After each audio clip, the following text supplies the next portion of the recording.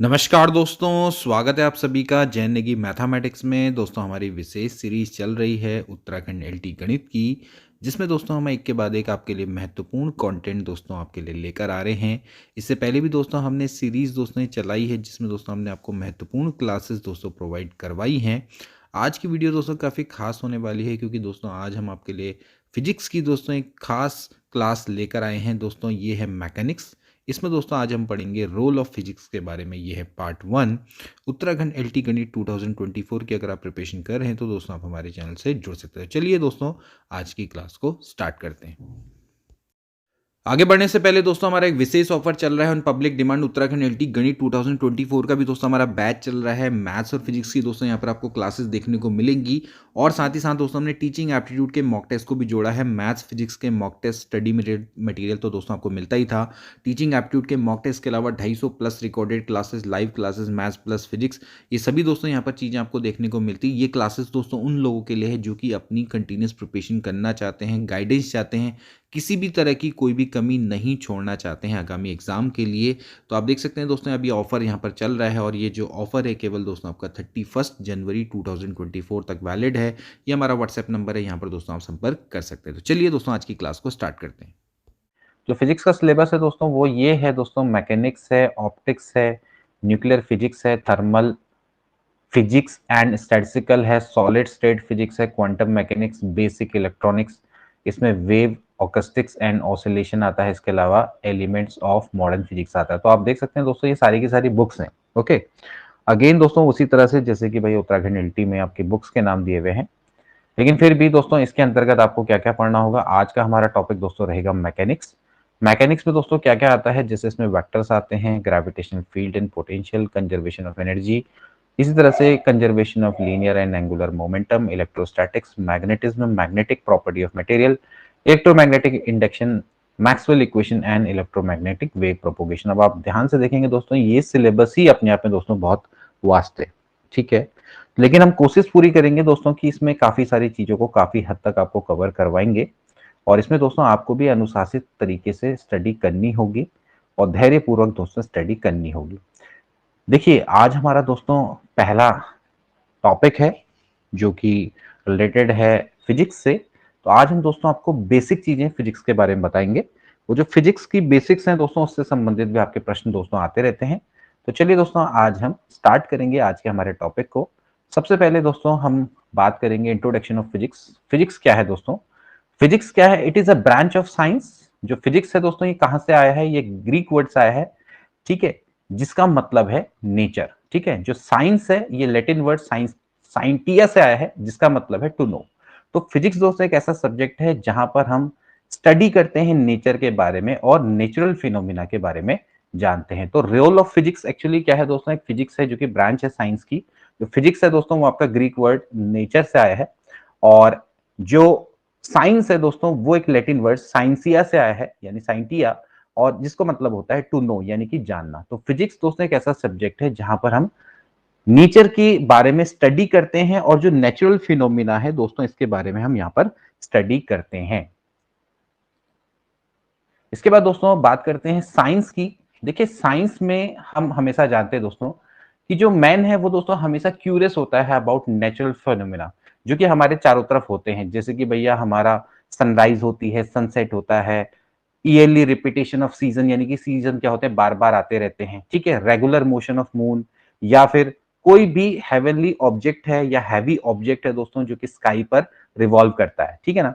तो वो दोस्तों क्या करता है, रिस्पॉन्ड करता है this phenomena in a systematic manner, और जो भी नॉलेज उसको गेन होती है वो अपनी नॉलेज को ट्रांसफर करता है फ्रॉम जनरेशन टू जनरेशन।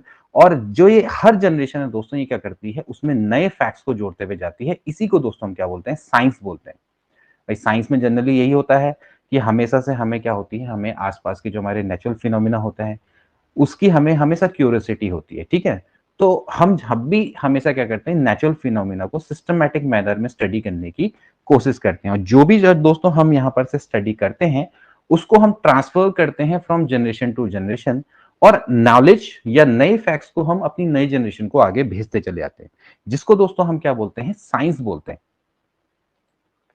अब बात आती है साइंटिफिक मेथड्स की।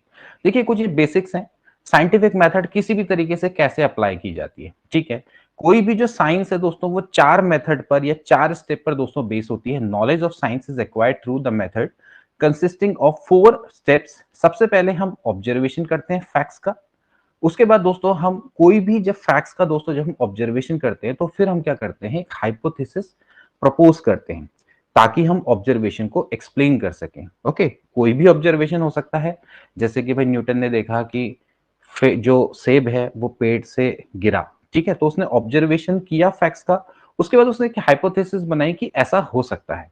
उसके बाद दोस्तों जो भी हमारी हाइपोथेसिस होती है उसकी हम वैलिडिटी को चेक करते हैं, which is based on the actually जो भी हमारा टेस्ट रहेगा, जो भी हमारे फैक्ट्स रहेंगे उसके आधार पर दोस्तों हम क्या करेंगे, उसकी वैलिडिटी को टेस्ट करेंगे जो भी हमने थ्योरी को प्रपोज किया है, ठीक है ना।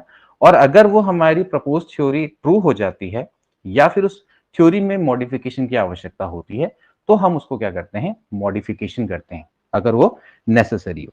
तो यहां पर दोस्तों आपने ये चीज समझनी है कि साइंटिफिक मेथड यही होती है कि आप ऑब्जर्वेशन करेंगे फैक्ट्स का, आप उससे रिलेटेड कोई थ्योरी देंगे या हाइपोथेसिस कर देंगे जिससे कि आप ऑब्जर्वेशन को एक्सप्लेन कर सकें। उसके बाद दोस्तों आप उस थ्योरेटिकल प्रिडिक्शन जो भी आपने बनाई है उसकी वैलिडिटी को टेस्ट करेंगे, ठीक है। और अगर कोई मॉडिफिकेशन आवश्यक होगा तो आप उसमें क्या करेंगे, मॉडिफिकेशन करेंगे। इसी को दोस्तों हम क्या बोलते हैं, साइंटिफिक दोस्तों मेथड बोलते हैं। अब सबसे पहली बात आती है दोस्तों कि जो रोल है फिजिक्स का आज की दुनिया में वो क्या क्या है। ये दोस्तों मैं आपको कुछ बेसिक बता रहा हूं क्योंकि आज आप पहली बार इस टॉपिक को पढ़ने जा रहे हैं। यहां से दोस्तों आपका एक आपको दिशा मिलेगी कि फिजिक्स को दोस्तों हमने किस किस तरीके से पढ़ना होगा, ठीक है। ध्यानपूर्वक देखिएगा, जो जो मैं आपको फैक्ट्स बता रहा हूँ ये सारे के सारे दोस्तों बड़े महत्वपूर्ण हैं। सबसे पहले दोस्तों जैसे कि role of physics in technology, technology में रोल ऑफ फिजिक्स का क्या क्या उपयोग है। जैसे सबसे पहले हमने दोस्तों पढ़ा है न्यूटन लॉ ऑफ मोशन, ठीक है ना। ये न्यूटन लॉ ऑफ मोशन हमने दोस्तों इसके बारे में जो 3 लॉ ऑफ न्यूटन, न्यूटन के द्वारा दोस्तों 3 नियम दिए गए हैं लॉ ऑफ मोशन के, ये दोस्तों इसकी एप्लीकेशन कहां पर है, जैसे फ्लाइट ऑफ रॉकेट्स, ठीक है। इसके अलावा जो बर्नौली थ्योरम है वो डिजाइनिंग ऑफ एरोप्लेन विंग्स, यानी कि जो एरोप्लेन है उनके विंग्स को डिजाइन करने में दोस्तों इसका उपयोग होता है। इसी तरह से प्रिंसिपल ऑफ थर्मोडायनेमिक्स है, इसका यूज होता है हीट इंजन में, ठीक है, स्टीम, पेट्रोल एंड डीजल। इसी तरह से रेफ्रिजरेटर और एयर कंडीशनर में इसका यूज होता है। तो प्रिंसिपल ऑफ थर्मोडायनेमिक्स दोस्तों हम पढ़ेंगे तो ज्यादातर दोस्तों इसका उपयोग यहाँ होता है। ऐसी इलेक्ट्रिक बल्ब है, लैंप है, ट्यूब्स हैं, ये दोस्तों आपके क्या है, बेस्ड हैं conservation of electric energy into light. आपने देखा होगा कि इलेक्ट्रिक बल्ब होता है या लैंप होता है, ट्यूब होता है, जनरली दोस्तों इसमें क्या होता है, जो इलेक्ट्रिक एनर्जी होती है वो लाइट एनर्जी में कन्वर्ट होती है, ठीक है ना। इलेक्ट्रिसिटी से हमें क्या मिलती है, लाइट मिलती है। सिमिलरली दोस्तों जैसे इलेक्ट्रोमैग्नेटिक इंडक्शन है जो कि फैराडे के द्वारा डिस्कवर किया गया था और ये found application in electric generator, motor and furnaces. दोस्तों इलेक्ट्रिक मोटर है, जनरेटर है दोस्तों, ये आपके इलेक्ट्रिक मैग्नेटिक इंडक्शन पे काम करती है। दोस्तों ये आपका बेसिक है, यहां पर से आपको ओवरऑल फिजिक्स आपको समझ में आ जाएगी। बाकी हम इनके बारे में डिटेल में भी जानेंगे, लेकिन फिर भी इसके अलावा दोस्तों जैसे आपकी हाइड्रो इलेक्ट्रिक पावर है स्टेशन, हाइड्रो इलेक्ट्रिक पावर दोस्तों जो स्टेशन होते हैं जहां पर दोस्तों आपकी पानी की मदद से बिजली को पैदा किया जाता है, ठीक है ना। तो वो जो कि हमारे घर में बिजली आती है या फिर हमारे इंडस्ट्री में बिजली आती है वो किसका यूज करती है दोस्तों, ग्रेविटेशनल पोटेंशियल एनर्जी कर ऑफ वाटर का यूज करती है। क्योंकि आपने देखा होगा दोस्तों कि जो आपकी टरबाइन होती है, टरबाइन के ऊपर क्या गिरता है दोस्तों, वाटर गिरता है। जब वो वाटर गिरता है तो एक्चुअली क्या होती है, वाटर पे क्या होती है, स्टोर्ड पोटेंशियल एनर्जी होती है। तो वो अपनी उस एनर्जी से दोस्तों क्या करता है, टरबाइन को घुमाता है। एक्चुअली क्या होता है, वो ग्रेविटेशनल पोटेंशियल एनर्जी होती है, पानी ऊंचाई पे रखा होता है। जब वो पानी ऊंचाई पर रखा हुआ होता है तो वहां पर क्या होती है, उसमें इस ग्रेविटेशनल एनर्जी स्टोर होती है। जब पानी नीचे गिरता है तो वो अपनी एनर्जी से दोस्तों टरबाइन को घुमाता है और उससे दोस्तों हमारी क्या होती है, बिजली पैदा होती है। So the gravitational potential energy of water stored at a height in dam is converted into electrical energy. तो वो एनर्जी क्या होती है, आपकी इलेक्ट्रिकल एनर्जी में कन्वर्ट होती है, ठीक है। इसी तरह से जैसे आपके थर्मल पावर स्टेशन है, ठीक है, उसमें जो आपकी केमिकल एनर्जी होती है वो दोस्तों किस में कन्वर्ट होती है, इलेक्ट्रिक एनर्जी में। कैसे, जो आपके जो कोयला होता है वो बर्न होता है, जलता है, तो उसकी केमिकल एनर्जी आपकी इलेक्ट्रिकल एनर्जी में कन्वर्ट हो जाती है। तो वहां पर थर्मल पावर स्टेशन में इसका यूज होता है। ये बहुत इंपॉर्टेंट दोस्तों बेसिक फैक्ट्स हैं, इन्हीं से दोस्तों आपके कुछ ना कुछ एमसीक्यू बन जाते हैं कभी कभार। The energy release in nuclear fusion process. Nuclear fusion आप दोस्तों जानते हैं, जब आपका एक भारी न्यूक्लियस होता है वो छोटे छोटे न्यूक्लियस में टूट जाता है और इस केस में आपकी बहुत सारी एनर्जी रिलीज होती है।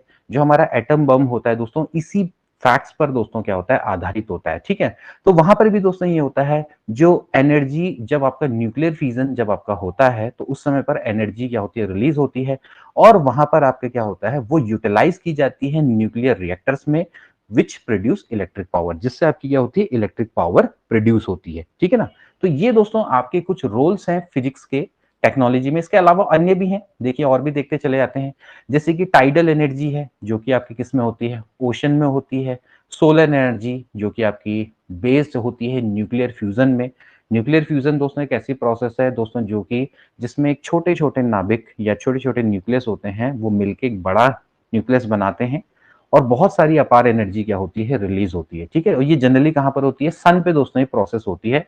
हाइड्रोजन बम इसी प्रोसेस पर आधारित होता है। ठीक है, जिसको हम क्या बोलते हैं जनरली हिंदी में, नाभिकीय संलयन दोस्तों इसको बोलते हैं। एक होता है नाभिकीय विखंडन, एक होता है नाभिकीय संलयन। ठीक है ना, so are being converted into other form of energy are use. तो जो टाइडल एनर्जी है जो कि हमें ओशन से मिलती है, सोलर एनर्जी है जो कि बेस्ड होती है न्यूक्लियर फ्यूजन पे, तो ये भी दोस्तों अदर फॉर्म ऑफ एनर्जी में चेंज होते रहते हैं।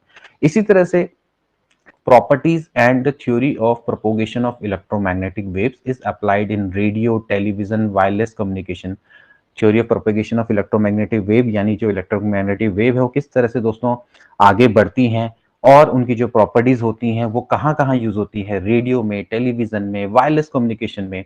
सिमिलरली जैसे एक्सरे मशीन है, use to identify internal disease of a body. ठीक है, जियो स्टेशनरी जो आपकी सैटेलाइट होती है, जियो स्टेशनरी सैटेलाइट समझते हो ना, जो हमारी जो पृथ्वी होती है, पृथ्वी की कक्षा के साथ साथ दोस्तों जो सैटेलाइट आपकी मूव करती है, उसको हम जियो स्टेशनरी सैटेलाइट बोलते हैं। वो enable us to watch long distance TV programme. इसकी मदद से हम क्या कर पाते हैं, लॉन्ग डिस्टेंस टीवी प्रोग्राम को देख पाते हैं। वेदर फोरकास्टिंग इससे पॉसिबल हो पाती है, यानी कि मौसम विज्ञान, कल का मौसम कैसा रहेगा, ठीक है, एक हफ्ते बाद बारिश होगी नहीं होगी। ठीक है, तो ये इसी तरह से जो जियो फिजिकल जो सर्वे होते हैं, इनमें भी दोस्तों इनका प्रयोग होता है। तो ये दोस्तों ये सारी की सारी बहुत इंपॉर्टेंट चीजें हैं। ठीक, यहां पर दोस्तों आपको समझ में आ रहा है मैं क्या क्या चीजें आपको समझा रहा हूं।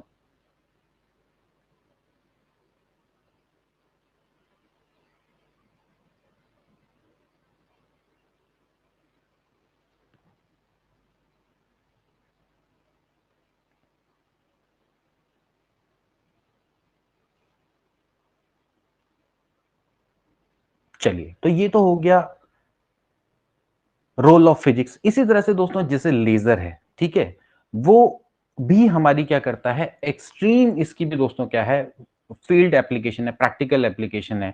ठीक है, जैसे पॉपुलेशन इन्वर्जन में दोस्तों आपका क्या होता है, लेजर का यूज होता है। ठीक है, तो ये भी दोस्तों आपके बहुत महत्वपूर्ण कॉन्सेप्ट है। ठीक है, कैलकुलेटर्स हैं, कंप्यूटर्स हैं दोस्तों, ये आपके क्या है, डिजिटल इलेक्ट्रॉनिक्स पर बेस्ड है। देखिए हम कैलकुलेटर और कंप्यूटर से संबंधित दोस्तों, जब हम डिजिटल इलेक्ट्रॉनिक्स दोस्तों हम थोड़ा सा डिस्कस करेंगे, जहां पर हम लॉजिक गेट्स के बारे में डिस्कस करेंगे, तो वहां पर भी दोस्तों आपका अपने आप ही फिजिक्स का रोल हो जाता है। तो इसका मतलब ये है कि जो फिजिक्स है दोस्तों, it play a very very important role in technology in our daily life as well. तो दोस्तों ये आपके फिजिक्स के कुछ इंपॉर्टेंट से फैक्ट्स।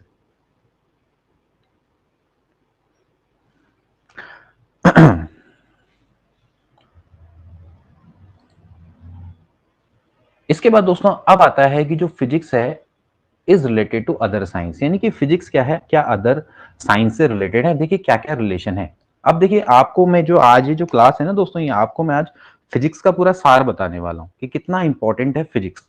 और आपको इस क्लास से दोस्तों बिल्कुल आइडिया आ जाएगा कि जो हम थ्योरेटिकल फिजिक्स दोस्तों जो हम पढ़ते हैं, वो कैसे कैसे दोस्तों किस किस चीज से रिलेटेड है, क्या क्या इंपॉर्टेंट इंपॉर्टेंट डिस्कवरीज हुई हैं।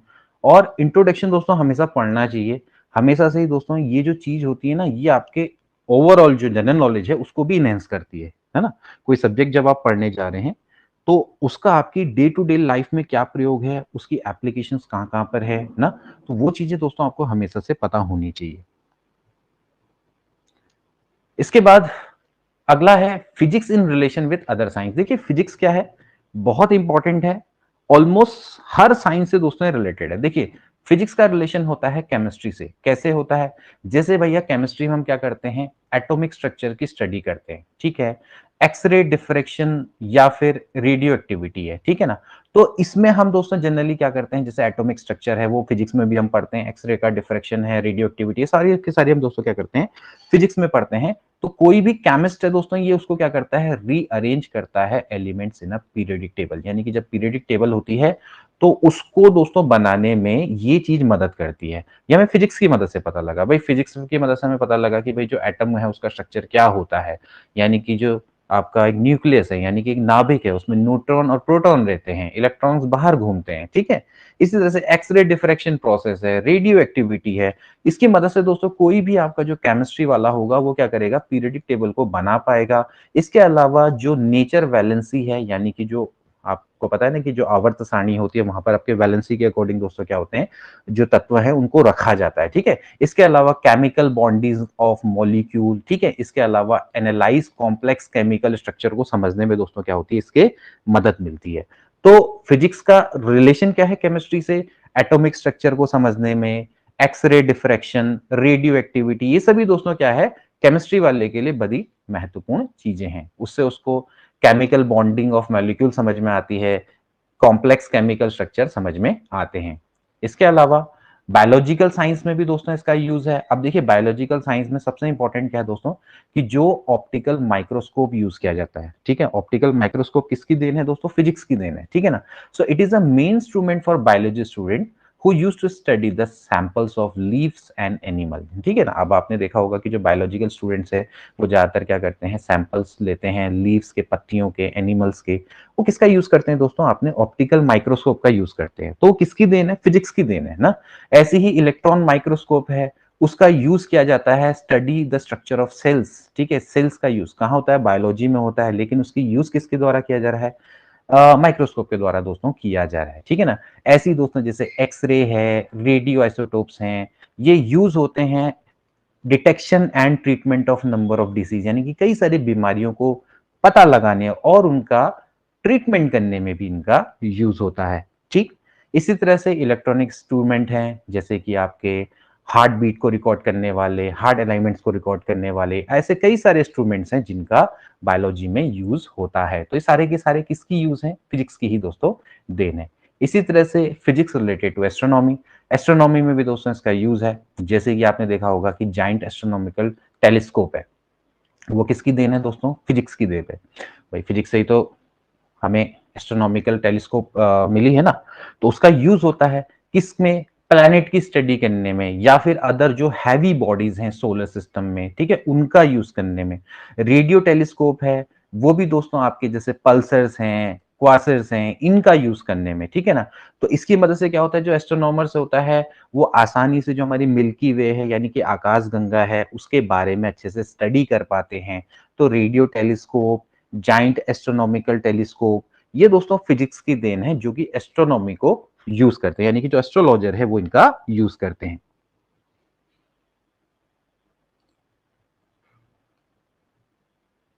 इसके बाद अगला आता है physics in relation to mathematics. अब फिजिक्स का रिलेशन मैथमेटिक्स से क्या है, देखिए दोस्तों जो थ्योरीज हैं फिजिक्स की वो आपकी क्या होती हैं, बहुत सारे मैथमेटिकल कॉन्सेप्ट पर बेस्ड होती हैं, ठीक है। आपने देखा होगा कि जो भैया फिजिक्स और मैथ्स ये तो दोस्तों आपस में एक दूसरे के कॉम्प्लीमेंट्री हैं। कई सारे जो फिजिक्स के थ्योरम होते हैं with the help of mathematical concept से ही कंप्लीट होते हैं, ठीक है ना। जैसे आपका इलेक्ट्रोमैग्नेटिक थ्योरी है, इसमें भी दोस्तों आपकी कई सारी मैथमेटिकल इक्वेशंस हैं, ठीक। Mathematics has been a powerful tool in the development of classic mechanics, जो कि हम दोस्तों पढ़ेंगे। क्लासिक मैकेनिक्स के अंतर्गत दोस्तों आपकी क्या आती है, स्टैटिक्स और डायनेमिक्स भी आती है। तो उसमें दोस्तों आपका वो किसका पार्ट है, मैथमेटिक्स का पार्ट है, ठीक है। वहां पर हम दोस्तों मैथ्स के वेरियस फॉर्मूला का प्रयोग करते हैं, ठीक है। क्वांटम मैकेनिक्स है, इलेक्ट्रोडायनेमिक्स है, ठीक, other theoretical topics in physics, तो दोस्तों यहां पर इसका यूज होता है। इसके बाद physics related to other science, दोस्तों जो जितने भी लॉ और प्रोसीजर हैं फिजिक्स के वो दोस्तों साइंस के डेवलपमेंट से जुड़े हुए हैं। जैसे कि आपने देखा होगा बायोफिजिक्स आती है, जैव भौतिकी, जियोलॉजी यानी कि भूगर्भ विज्ञान, मेट्रोलॉजी मौसम विज्ञान, सिस्मोलॉजी भूकंप विज्ञान, ओशियोग्राफी यानी कि समुद्र विज्ञान, सभी जगह में दोस्तों क्या होता है, फिजिक्स का प्रयोग होता है, ठीक। सो यानी कि जो फिजिक्स है वो एक्चुअली ओवरऑल साइंस के हर पहलू से जुड़ी हुई है और उसका हर जगह पे अपना क्या है, रोल है। तो यहां तक दोस्तों आपको समझ में आ रहा है? किरण जी को वॉइस नहीं आ रही है, वॉइस हमें ठीक नहीं करनी है, आप थोड़ा सा एक काम करें, अपनी एक बार बंद करें फिर दोबारा से स्टार्ट करें, ठीक? तो आपको दोस्तों ये क्लियर हो रहा है?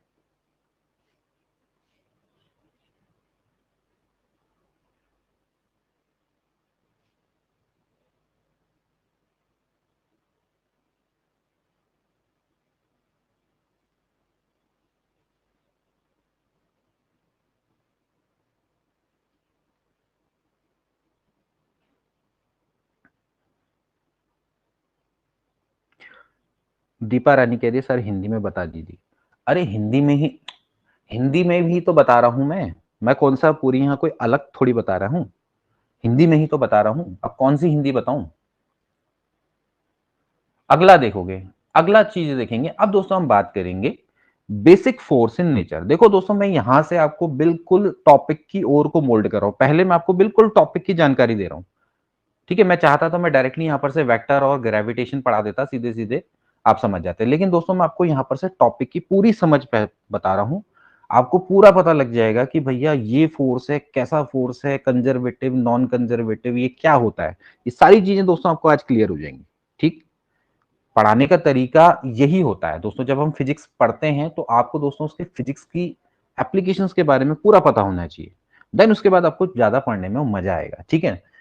देखिए हम बात करेंगे दोस्तों जो फोर्स हैं नेचर में। देखिए हमारे क्या होते हैं डे टू डे लाइफ में दोस्तों, कई तरह के फोर्स होते हैं, जैसे कि मस्कुलर फोर्स होते हैं, फ्रिक्शनल फोर्स होते हैं, इलास्टिक फोर्स होते हैं, मैग्नेटिक फोर्स होते हैं, कई तरह के दोस्तों फोर्स होते हैं। लेकिन जनरली दोस्तों हम जो फोर्स हैं उनको चार कैटेगरी में दोस्तों डिवाइड करते हैं। पहला जो होता है ग्रेविटेशनल फोर्स, जिसके बारे में हम सामने टॉपिक लिखा हुआ है। ऐसी एक होते हैं वीक फोर्स, एक होते हैं इलेक्ट्रोमैग्नेटिक फोर्स और एक होते हैं स्ट्रॉन्ग फोर्स। ये चार तरह के दोस्तों फोर्स होते हैं, इनके बारे में हम एक एक करके पढ़ेंगे। बहुत आसानी से दोस्तों, बहुत प्यार से इस टॉपिक को आपको बताएंगे, आपको मजा आ जाएगा इस फिजिक्स को पढ़ के, ठीक है? देखिए सबसे पहले हम बात करेंगे ग्रेविटेशनल फोर्स के बारे में, सबसे पहले हम बात करेंगे फोर्स के बारे में। तो देखिए ग्रेविटेशनल फोर्स क्या है, ठीक है? देखिए कोई भी फोर्स है जो कि दो बॉडी है उनके बीच में लगता है ड्यू टू दियर मासेस, और ये जनरली क्या होता है, अट्रैक्टिव फोर्स होता है। इसी को हम क्या बोलते हैं, ग्रेविटेशनल फोर्स बोलते हैं। बहुत आसान है, यानी कि the force of attraction existing between the two separated bodies due to their masses are called gravitational force. Okay, बहुत आसान है। तो ये दोस्तों क्या होता है, अट्रैक्टिव होता है नेचर में, यानी कि ये एक दूसरे को क्या होते हैं, अट्रैक्ट करते हैं। इस बॉडी का मास m1 है, इस बॉडी का मास m2 है, तो इन दोनों के मास के कारण इन दोनों के बीच में दोस्तों एक फोर्स लगेगा, जिसको हम दोस्तों क्या बोलेंगे, एक ग्रेविटेशनल फोर्स बोलेंगे। ठीक हो गया, पहले तो आपको ये चीज क्लियर हो गई। इसके बाद जो gravitational force between the two bodies are always attractive, ये कभी भी रिपल्सिव नहीं होता। रिपल्सिव का मतलब है एक दूसरे से दूर जाना, ठीक है? अभी हम आगे जाके पढ़ेंगे, जैसे इलेक्ट्रोस्टैटिक फोर्स होता है वो आपका अट्रैक्टिव भी होता है, साथ ही साथ रिपल्सिव भी होता है। दो चार्ज के बीच में लगने वाला जो फोर्स होता है वो अट्रैक्टिव भी होता है और रिपल्सिव भी होता है, क्योंकि दो सेम टाइप ऑफ चार्ज, यानी कि पॉजिटिव पॉजिटिव रिपेल करते हैं, लेकिन जो अपोजिट चार्ज है लाइक प्लस और माइनस वो अट्रैक्ट करते हैं, ठीक है? तो उस हिसाब से दोस्तों क्या होता है, वो रिपल्सिव भी होता है और अट्रैक्टिव होता है। लेकिन जो ग्रेविटेशन फोर्स है वो केवल और केवल क्या होता है, अट्रैक्टिव होता है, ठीक है? इसके बाद देखो अगला क्या है, दे ओबे इनवर्स स्क्वायर लॉ। अब आपको ये नहीं पता नहीं होगा इनवर्स स्क्वायर लॉ क्या होता है। इनवर्स स्क्वायर लॉ का मतलब ये है कि मान लेते हैं आपके पास दोस्तों दो बॉडी हैं, ये दो बॉडी के बीच में जो डिस्टेंस है r, तो इनके बीच में जो लगने वाला फोर्स होगा it is always proportional to the square of distance between them, inversely proportional to the square between distance between them, यानी कि f is proportional to 1/r²। यानी कि ये क्या करते हैं, इनवर्स स्क्वायर लॉ को ओबे करते हैं, यानी कि they vary inversely as the square of the distance between them. तो इसका मतलब क्या है कि बॉडी जितना दूर जाएगी उतना ही फोर्स कम हो जाएगा। ओबे भाई, सिंपल सी बात कि भाई अगर आपकी बॉडी है, ये डिस्टेंस जितनी ज्यादा बढ़ती चली जाएगी फोर्स उतना कमजोर होता चला जाएगा, और डिस्टेंस जितनी कम होगी उतना ही फोर्स क्या होगा, ज्यादा होगा। तो ये आपने समझना है कि ग्रेविटेशन फोर्स की क्या क्या खूबियां हैं। इसके बाद अगला they are central force. Central force ये क्या होते हैं? सेंट्रल फोर्स होते हैं। सेंट्रल फोर्स का मतलब ये है, ये दोस्तों आपका एक दो बॉडी है, ये दो बॉडी को दोस्तों इनके सेंटर से जो लाइन ज्वाइन करती है ना, ये यहां पर इस लाइन पे दोस्तों ये फोर्स लगता है, इसलिए इसको क्या बोलते हैं? Central force. ठीक है, तो दे आर सेंट्रल फोर्स क्योंकि they act along the line joining the centre of two bodies, यानी कि दो बॉडीज हैं उनको सेंटर को मिलाने वाली लाइन है उसके अलोंग ये हमेशा काम करता है, इसलिए क्या होते हैं? सेंट्रल फोर्स होते हैं। और जितने भी सेंट्रल फोर्स होते हैं वो हमेशा कंजर्वेटिव फोर्स होते हैं, अभी हम आगे जाके इसके बारे में और भी पढ़ेंगे, तो हेंस दे आर कंजर्वेटिव। ठीक हो गया। इसके बाद ग्रेविटेशनल फोर्स हमेशा लॉन्ग रेंज फोर्स होते हैं। ठीक है, लॉन्ग रेंज का मतलब है कि इनके बीच में बहुत डिस्टेंस में भी दोस्तों हमेशा काम करते हैं, जैसे कि भैया अर्थ और सन के बीच में लगने वाला फोर्स, वो भी क्या है? ग्रेविटेशनल फोर्स है। अर्थ और मून के बीच में लगने वाला फोर्स भी क्या है? ग्रेविटेशनल फोर्स है। जैसे कि earth revolves around the sun under gravitational attraction of sun and earth. ठीक है ना। इसके बाद अगला देखो, these are the weakest force in the nature. सबसे वीकेस्ट जो फोर्स होते हैं वो ग्रेविटेशनल फोर्स होते हैं, यानी कि दो बॉडी में उनके मास के कारण लगने वाला जो फोर्स है वो सबसे लो लेवल का होता है, सबसे वीक होता है। ठीक है, इसके बाद ग्रेविटेशन फोर्स ही रिस्पॉन्सिबल है holding the entire earth together for binding sun and the planet into the solar system, for binding star into galaxies. बहुत आसान है भाई, जो ये ग्रेविटेशन फोर्स होते हैं इसके कारण ही जो हमारी अर्थ है वो सन से जुड़ी रहती है, मून है वो अर्थ से जुड़ा रहता है, और जो प्लैनेट है वो सोलर सिस्टम में आपस में एक दूसरे से जुड़े रहते हैं, जो स्टार हैं वो गैलेक्सी में जुड़े रहते हैं, वरना एक दूसरे को छोड़ के इधर उधर चले जाए। सो this is because of the gravitational force. Okay, तो ये दोस्तों आपको क्लियर हुआ कि जो ग्रेविटेशनल फोर्स होता है वो क्या होता है।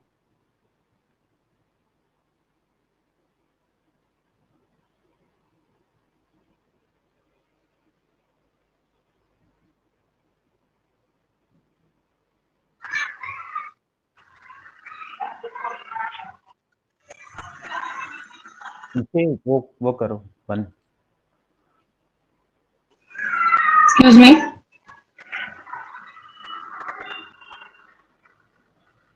पीछे बंद करो अपना माइक, ये कौन बोल रहा है?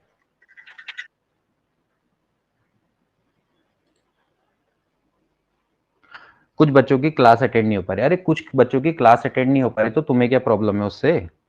अब जब मैंने अटेंड करने के लिए कहा था तब किसी ने नहीं किया था, अब रहने दो उनको, अपना काम करो ना आप।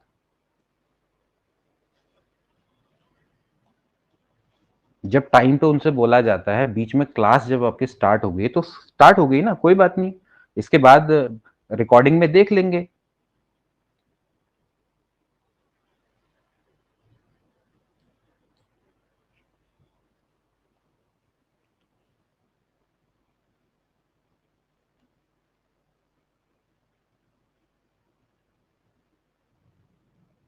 मैंने पहले ही इनसे बोला था कि टाइम पे अपना अप्रूवल करा लो, अब इस समय पे कॉल कर रहे हैं, रहने दो इनको, बाद में अपने आप ऐड हो जाएंगे।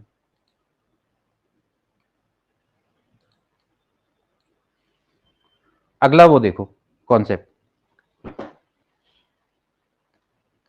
कोई ऐसा किसी का कोई घाटा नहीं होने वाला है, रिकॉर्डिंग वो देख लेंगे, कोई दिक्कत वाली बात नहीं है। ठीक है, अगला देखो, basic force in nature. Basic force in nature में जो अगला टाइप का जो फोर्स होता है वो होता है वीक फोर्सेस। ठीक है ना, पहले हमने क्या बोला? ग्रेविटेशनल फोर्सेस, अगले क्या होते हैं? Weak forces. अब देखिए जो वीक फोर्सेस हैं उनकी डिस्कवरी कहां से हुई, देखिए इसको थोड़ा समझेंगे। देखिए ये डिस्कवर किया गया था जब न्यूक्लियस से बीटा एमिशन हुआ था। ठीक है ना, बीटा एमिशन में देखा गया था दोस्तों कि जो न्यूट्रॉन होते हैं, समझ रहे हैं ना, देखिए न्यूक्लियस है, नाभिक के अंदर कौन कौन होते हैं? न्यूट्रॉन और प्रोटॉन। ठीक है, बाहर कौन घूमते हैं? इलेक्ट्रॉन।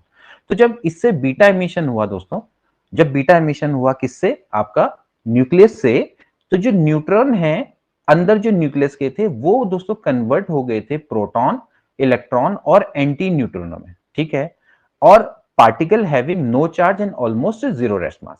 कहने का मतलब ये है कि जब इनसे बीटा एमिशन हुआ तो जो अंदर के न्यूट्रॉन थे दोस्तों वो आपके कन्वर्ट हो गए, यानी कि जो प्रोटॉन है वो किस में कन्वर्ट हो गए, मतलब सॉरी, जो न्यूट्रॉन है दोस्तों वो प्रोटॉन में कन्वर्ट हो गए, इलेक्ट्रॉन में और एंटी न्यूट्रिनो में। लेकिन दोस्तों इनमें फिर भी क्या रही? आपस में बाइंडेशन रही। तो जब इनके बीच में बाइंडेशन रही तो इसको ही क्या बोला गया, किसी ना किसी फोर्स के कारण ही आपस में जुड़े हुए थे, ठीक है ना।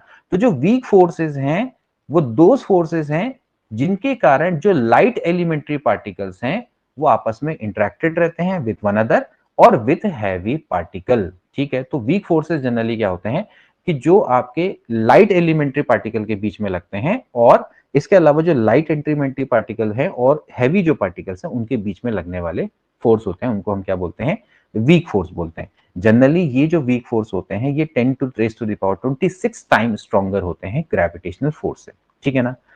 इस और जो इनके फील्ड पार्टिकल हैं, यानी कि जो खासकर जिसमें लगता है तो आपका क्या होता है, न्यूट्रिनो दोस्तों एक पार्टिकल है जिसकी मदद से दोस्तों आपके क्या होते हैं, वीक फोर्स को रिकॉग्नाइज किया जाता है। जो न्यूट्रिनो है उनके बीच में भी दोस्तों आपके क्या होते हैं, फोर्स से लगता है, तो वीक फोर्स इसको बोला गया। तो वीक फोर्स जनरली आया कहां से दोस्तों, कि जब आपका स्टडी की गई बीटा बीटा एमिशन की, ठीक है। तो बीटा एमिशन का दोस्तों जब स्टडी की गई तो वहां पर देखा गया कि जो न्यूट्रॉन थे इनसाइड न्यूक्लियस वो कन्वर्ट हो गए थे प्रोटॉन, इलेक्ट्रॉन और एंटी न्यूट्रॉनों में, ठीक है। तो उनके बीच में भी दोस्तों एक फोर्स था जिस फोर्स को मेजर किया गया as a weak force. That's it, ये आपकी सिंपल सी थ्योरी है। और ये जो वीक फोर्स होता है वो 10 raise to the power 26 time stronger होता है ग्रेविटेशनल फोर्स से। इसके बाद अगला आता है दोस्तों इलेक्ट्रोमैग्नेटिक फोर्स। मैंने आपको पहले बताया कि हम इसको 4 कैटेगरी में डिफाइन करेंगे। पहली जो थी ग्रेविटेशनल फोर्स, दूसरी है आपकी वीक फोर्स, तीसरी है आपकी दोस्तों इलेक्ट्रोमैग्नेटिक फोर्स, ठीक है। अब दोस्तों ये जो फोर्स होता है इसको हम electrostatic force and magnetic force बोल सकते हैं दोस्तों। जब भी दोस्तों आपका कोई स्टेशनरी चार्ज है, ठीक है, या फिर आपका दो स्टेशनरी चार्ज हैं, या फिर आपके दोस्तों दो मैग्नेटिक पोल हैं, इनके बीच में दोस्तों जो फोर्स लगता है उसको हम क्या बोलते हैं, इलेक्ट्रोस्टैटिक दोस्तों फोर्स इसको बोला जाता है, ठीक है ना। या फिर दो मैग्नेटिक पोल के बीच में दोस्तों जो फोर्स लगेगा उसको हम क्या बोलेंगे, मैग्नेटिक फोर्स बोलेंगे। जैसे आपके पास बताया एक चार्ज है आपका प्लस चार्ज है, एक आपका माइनस चार्ज है, तो इन दोनों के बीच में दोस्तों जो फोर्स लगेगा, फोर्स ऑफ अट्रैक्शन, इसको हम क्या बोलेंगे, इलेक्ट्रोस्टैटिक फोर्स बोला जाएगा। ऐसी दोस्तों आपके पास मान लेते हैं कि आपके पास एक मैग्नेट है, ये इसका नॉर्थ पोल है, साउथ पोल है, और ऐसी दोस्तों यहाँ पर इसका साउथ पोल है, नॉर्थ पोल है, तो इनके बीच में क्या लगेगा, रिपल्सिव फोर्स लगेगा, उसको हम क्या बोलेंगे, उसको हम मैग्नेटिक फोर्स बोलेंगे, ठीक है ना। So they may be attractive और repulsive, like charges and like poles repel each other, यानी कि आप देख सकते हैं लाइक पोल है, साउथ साउथ, ये आपस में क्या करेंगे, एक दूसरे को से दूर जाएंगे, ठीक है। इसी तरह से जो अनलाइक चार्जेस हैं, अनलाइक पोल्स हैं, वो आपस में एक दूसरे को क्या करेंगे, अट्रैक्ट करेंगे, प्लस माइनस एक दूसरे को अट्रैक्ट करेगा, नॉर्थ एंड साउथ है आपस में एक दूसरे को क्या करेगा, अट्रैक्ट करेगा। इसके अलावा दोस्तों ये भी इनवर्स स्क्वायर लॉ को ओबे करते हैं, यानी कि जो फोर्स होता है वो दोस्तों क्या होता है, प्रोपोर्शनल होता है 1/r², यानी कि डिस्टेंस जितनी बढ़ेगी उतना ही फोर्स वीक होता चला जाएगा, ठीक है। इसके अलावा दोस्तों ये भी आपके क्या होते हैं, सेंट्रल फोर्स होते हैं, यानी कि दोस्तों ये भी दो जो भी आपके दो ऑब्जेक्ट हैं उनको मिलाने वाली लाइन के, सेंटर को मिलाने वाली लाइन के अलोंग काम करते हैं, हेंस दे आर कंजर्वेटिव। ये भी आपके क्या होते हैं, कंजर्वेटिव होते हैं नेचर में। इसके बाद अगला, they operate up to sufficiently large distance. ये भी दोस्तों आपके एक सफिशिएंटली लार्ज डिस्टेंस तक ऑपरेट हो जाते हैं, ठीक है। इलेक्ट्रोमैग्नेटिक फोर्स दोस्तों आपका क्या होता है, 10 raise to the power 10 times stronger than a weak force, ठीक है। मतलब कि जो इलेक्ट्रिक मैग्नेटिक फोर्स होता है दोस्तों वो 10 की घात 10 टाइम स्ट्रॉन्गर होता है वीक फोर्स से, जबकि 10 रेज़ टू 36 टाइम ग्रेटर होता है ग्रेविटेशन फोर्स से। अब देखिए यहां पर क्या है ना, दे ऑपरेटेड सफिशिएंटली लार्ज डिस्टेंस का दोस्तों आपका जैसे मतलब क्या है दोस्तों, मैं आपको बता दूं कि जनरली दोस्तों जो आपके फोर्सेस होते हैं, जैसे हम बात करते हैं जो छोटे फोर्सेस की, जैसे हम आप आगे जाके दोस्तों हम क्या पढ़ेंगे कि ये जो स्ट्रॉन्ग फोर्सेस है, तो स्ट्रॉन्ग फोर्सेस ज्यादा डिस्टेंस पे नहीं काम नहीं कर पाते, ठीक है ना, लेकिन ये फिर भी क्या होते हैं, थोड़ा ज्यादा डिस्टेंस पर आपके काम कर जाते हैं। तो ये दोस्तों आपने थोड़ा सा ध्यान में रखना है। तो ये आपके क्या है, थोड़ा लार्ज डिस्टेंस पर भी काम कर जाते हैं, ठीक है, ये चीज आपको बतानी है। इसके अलावा दोस्तों जैसे कि the field particle of the electromagnetic force is photon which carrier no charge and has zero rest mass, ठीक है। तो इलेक्ट्रोमैग्नेटिक फोर्स के जो फील्ड पार्टिकल होते हैं दोस्तों क्या होते हैं, फोटोन होते हैं, जिसमें कोई भी चार्ज नहीं होता है और इसका क्या होता है, जीरो रेस्ट मास होता है, ठीक है। तो यहां पर से आपको क्लियरली हो रहा होगा कि दोस्तों जो ये वाला जो फोर्स है वो 10 raise to the power 36 time greater होता है या स्ट्रॉन्गर होता है ग्रेविटेशनल फोर्स से, ठीक है। तो इलेक्ट्रोमैग्नेटिक फोर्स है उसके कारण ही जो इलेक्ट्रॉन होते हैं न्यूक्लियस में वो आपस में जुड़े रहते हैं, ठीक है। इसके अलावा बाइंड करते हैं वो atom together to form molecule and bind molecule together to form matter, ठीक है।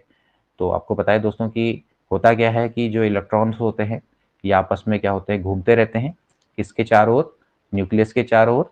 तो ये बीच में न्यूक्लियस है, ये पॉजिटिव होता है और जो इलेक्ट्रॉन होता है वो नेगेटिव होता है। तो ये इलेक्ट्रॉन को अपनी ओर को बाइंड रखते हैं, जिससे कि हमारा क्या बनता है दोस्तों, एटम बनता है, ठीक है। और फिर एटम की बाइंडेशन से क्या बनते हैं, मॉलिक्यूल बनते हैं, और मॉलिक्यूल की बाइंडेशन से आपके क्या बनते हैं, मैटर बनते हैं। तो जो इलेक्ट्रिक मैग्नेटिक फोर्स होते हैं वही इसके लिए क्या होते हैं, जिम्मेदार होते हैं।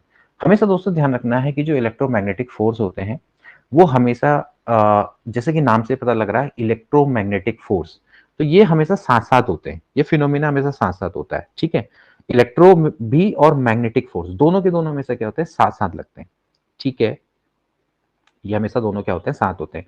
मतलब कि दोनों सेपरेटली सेपरेटली पॉसिबल नहीं है। मतलब कि जब भी आपका क्या होगा कि आप जब भी आपका क्या कहते हैं कोई मूविंग चार्ज होगा तो वो आपका दोस्तों क्या करेगा, इलेक्ट्रिक फील्ड को तो प्रोड्यूस करेगा किस तरह का, साथ में आपका मैग्नेटिज्म भी वहां पर क्या होता है, प्रोड्यूस होता है, ठीक है। तो ये थोड़ा सा क्या है, दोनों को ध्यान में रखने वाली बात है, ठीक है। तो इसीलिए नाम इसको क्या दिया गया, इलेक्ट्रोमैग्नेटिक फोर्स दिया हुआ है, ठीक।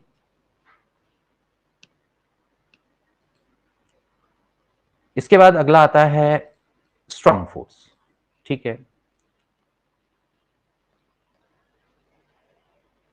इसके बाद दोस्तों अगला आता है स्ट्रॉन्ग फोर्स। स्ट्रॉन्ग फोर्स क्या है, देखिए स्ट्रॉन्ग फोर्स सिंपल सी बात है, जो आपका न्यूक्लियस है, न्यूक्लियस के अंदर कौन होते हैं, न्यूट्रॉन होते हैं, प्रोटॉन होते हैं। तो न्यूट्रॉन और प्रोटॉन के बीच में लगने वाला जो फोर्स होता है दोस्तों, उसी को हम बोलते हैं स्ट्रॉन्ग फोर्स। ये इतना स्ट्रॉन्ग फोर्स होता है, इसीलिए दोस्तों बड़ा मुश्किल होता है किसी न्यूक्लियस से प्रोटॉन को बाहर निकालना या फिर न्यूट्रॉन को बाहर निकालना, क्योंकि इनके बीच का जो फोर्स होता है काफी स्ट्रॉन्ग होता है, ठीक। So these forces are of nuclear origin. They are responsible for holding neutron and protons together inside atomic nucleus. इनके अंदर क्या क्या प्रॉपर्टीज होती है इसको देख लेते हैं। न्यूक्लियर फोर्स क्या होते हैं, बेसिकली अट्रैक्टिव होते हैं, ये आपस में क्या होते हैं, एक दूसरे को अट्रैक्ट करते हैं, जैसे कि ग्रेविटेशनल, ठीक है ना। लेकिन कब तक, 10⁻⁻15 मीटर तक, ठीक है। अगर इससे कम डिस्टेंस होगी दोस्तों तो ये फिर आपके रिपल्सिव भी होते हैं, थोड़ा सा इस चीज को ध्यान में रखेंगे। लेकिन बेसिकली क्या होते हैं, ये अट्रैक्टिव होते हैं। अगर इससे कम डिस्टेंस होगी तो ये क्या बन जाएंगे, रिपल्सिव बन सकते हैं, ठीक। लेकिन फिर भी आप इसको जनरली अट्रैक्टिव फोर्स ही मानेंगे। The exist between neutron neutron, neutron neutron के बीच में लगने वाला बल, प्रोटॉन प्रोटॉन के बीच में, और न्यूट्रॉन प्रोटॉन के बीच में लगने वाला बल, जो कि किसके अंदर होता है, न्यूक्लियस के अंदर होता है। इसके बाद they do not obey inverse square law. Inverse square law को ओबे नहीं करते हैं, ठीक है। इसके बाद they are non central. Non central है, इसका मतलब ये है कि दो आपके ऑब्जेक्ट है, उनकी जो सेंटर को मिलाने वाली लाइन है उसमें फोर्स काम नहीं करता, उसके अलोंग काम नहीं करता। तो इसका मतलब है नॉन सेंट्रल है, सो दे आर नॉन कंजर्वेटिव। ये आपके नॉन कंजर्वेटिव होते हैं नेचर में, ठीक है। इसके बाद they are extremely short range force. जैसे कि मैंने आपको बताया ये शॉर्ट रेंज फोर्स है, इनकी रेंज ज्यादा नहीं होती है। Act over a distance of order of 10⁻⁻15 metre, वहीं तक की डिस्टेंस तक ये काम करते हैं, ठीक है ना। और is with in atomic nucleus. अगर कोई डिस्टेंस है वो इससे भी स्मॉल हो जाए तो जो न्यूक्लियर फोर्स है वो क्या बन सकता है, रिपल्सिव बन जाएगा, ठीक है। तो अगर 10⁻⁻15 डिस्टेंस, आपको पता है 10⁻15 का मतलब है 1/10⁻15 मीटर की डिस्टेंस, उससे भी छोटा हो जाएगा तो वो रिपल्सिव बन जाएगा, ठीक है। इसके बाद nuclear force are strongest force found in nature, ठीक। और because of these force even proton inside the nucleus attract one other, ठीक है। सो इनका रिलेटिव मैग्नीट्यूड दोस्तों आपको दिया हुआ है, जैसे हम यहाँ पर देख सकते हैं। तो वीक, इलेक्ट्रोमैग्नेटिक एंड स्ट्रॉन्ग, इनके बीच में दोस्तों ये है। देखिए ये आपका ग्रेविटेशन फोर्स है, अगर उसको 1 देंगे तो जो वीक फोर्स होगा वो इसका 10⁻26 टाइम बड़ा होगा, जबकि इलेक्ट्रोमैग्नेटिक फोर्स इसका 10⁻36 टाइम बड़ा होगा। जो स्ट्रॉन्गर फोर्स होगा या स्ट्रॉन्ग फोर्स होगा, जिसको हम न्यूक्लियर फोर्स भी बोलते हैं, ये 10⁻36 टाइम, 39 टाइम दोस्तों क्या होता है, बड़ा होता है, ठीक। सो इस तरह से आप इसको समझ सकते हैं।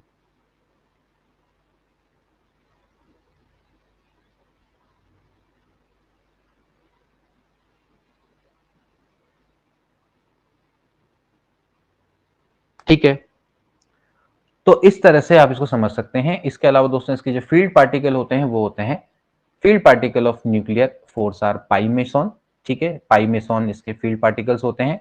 और जो न्यूक्लियर फोर्स है are found to exist among heavier particle. ये देखिए हैवियर एलिमेंट्री पार्टिकल के बीच में भी न्यूक्लियर फोर्स लगता है, जैसे कि they bind neutrons and proton together to form atomic nuclei all elements. ठीक है भैया, देखो आपको पता है भाई जो बड़े नाभिक है उनको उनको उनके लिए भी दोस्तों जो न्यूट्रॉन और प्रोटॉन है उसको वो बाइंड करे रखता है। ठीक है, इसी तरह से जैसे मेसन है, बेरियन है, interact with each other through the strong forces, और इसको कलेक्टिवली हम दोस्तों हेड्रॉन बोलते हैं। ठीक है, जैसे आपका मेसन एंड बेरियंस है, जैसे हम जो न्यूक्लियस के अंदर जो होते हैं न्यूट्रॉन और प्रोटॉन, इनको हम न्यूक्लियॉन्स बोलते हैं। ठीक है, तो जो मेसन और बेरियंस होते हैं इनको हम कलेक्टिवली क्या बोलते हैं, हेड्रॉन्स बोलते हैं। तो इनको भी बाइंड करने के लिए स्ट्रॉन्ग फोर्सेस का ही यूज किया जाता है, या स्ट्रॉन्ग फोर्सेस, इनके बीच में जो लगने वाला फोर्स होता है वो आपका स्ट्रॉन्ग फोर्स होता है।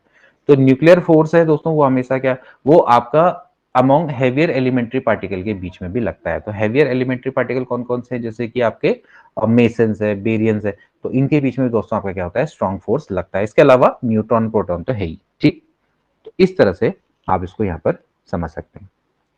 तो ये आपके क्या हो गए, 4 टाइप के फोर्स हो गए जिनको आपने स्टडी करना है, और इनके जितने भी फैक्ट्स बताए गए हैं इनको आपने ध्यान में रखना है।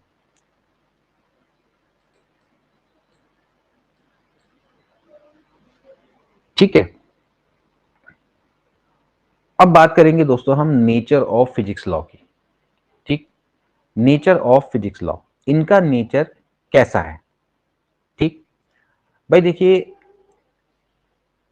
कोई भी अगर जब फिजिकल फिनोमिना है दोस्तों, अगर वो नेचर में हो रहा है, ठीक है, उसमें कई सारी क्वांटिटीज इन्वॉल्व होती हैं जो कि समय के संग क्या होती है, चेंज होती रहती हैं।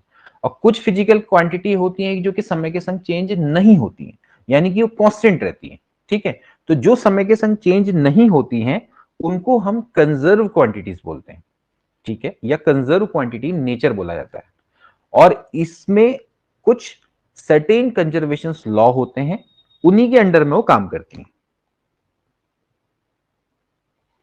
ठीक है, तो आपने समझना है कि कोई भी फिजिकल फिनोमिना है, बहुत सारे फिजिकल फिनोमिना होते हैं, अभी जैसे मैंने आपको डिस्कस किया था, अभी बताया था।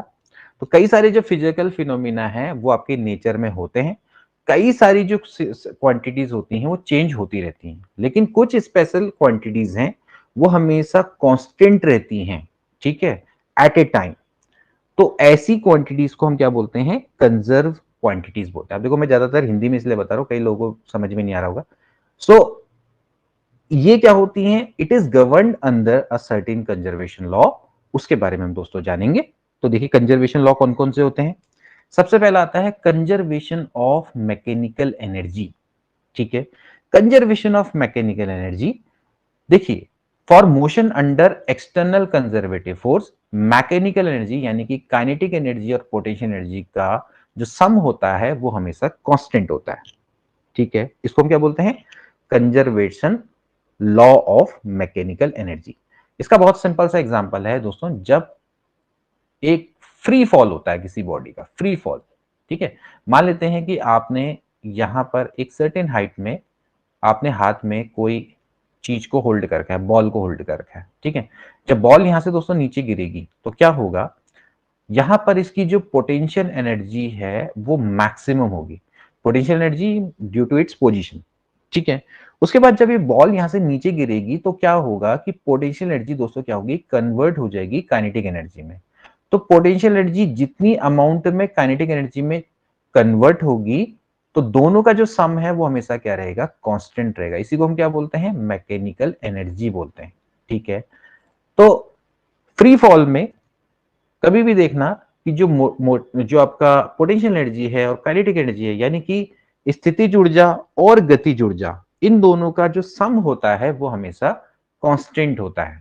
इसी को हम क्या बोलते हैं, कंजर्वेशन ऑफ मैकेनिकल एनर्जी। तो for motion under conservative force, ये मोशन हमेशा क्या होता है, कंजर्वेटिव फोर्स के अंतर्गत होता है।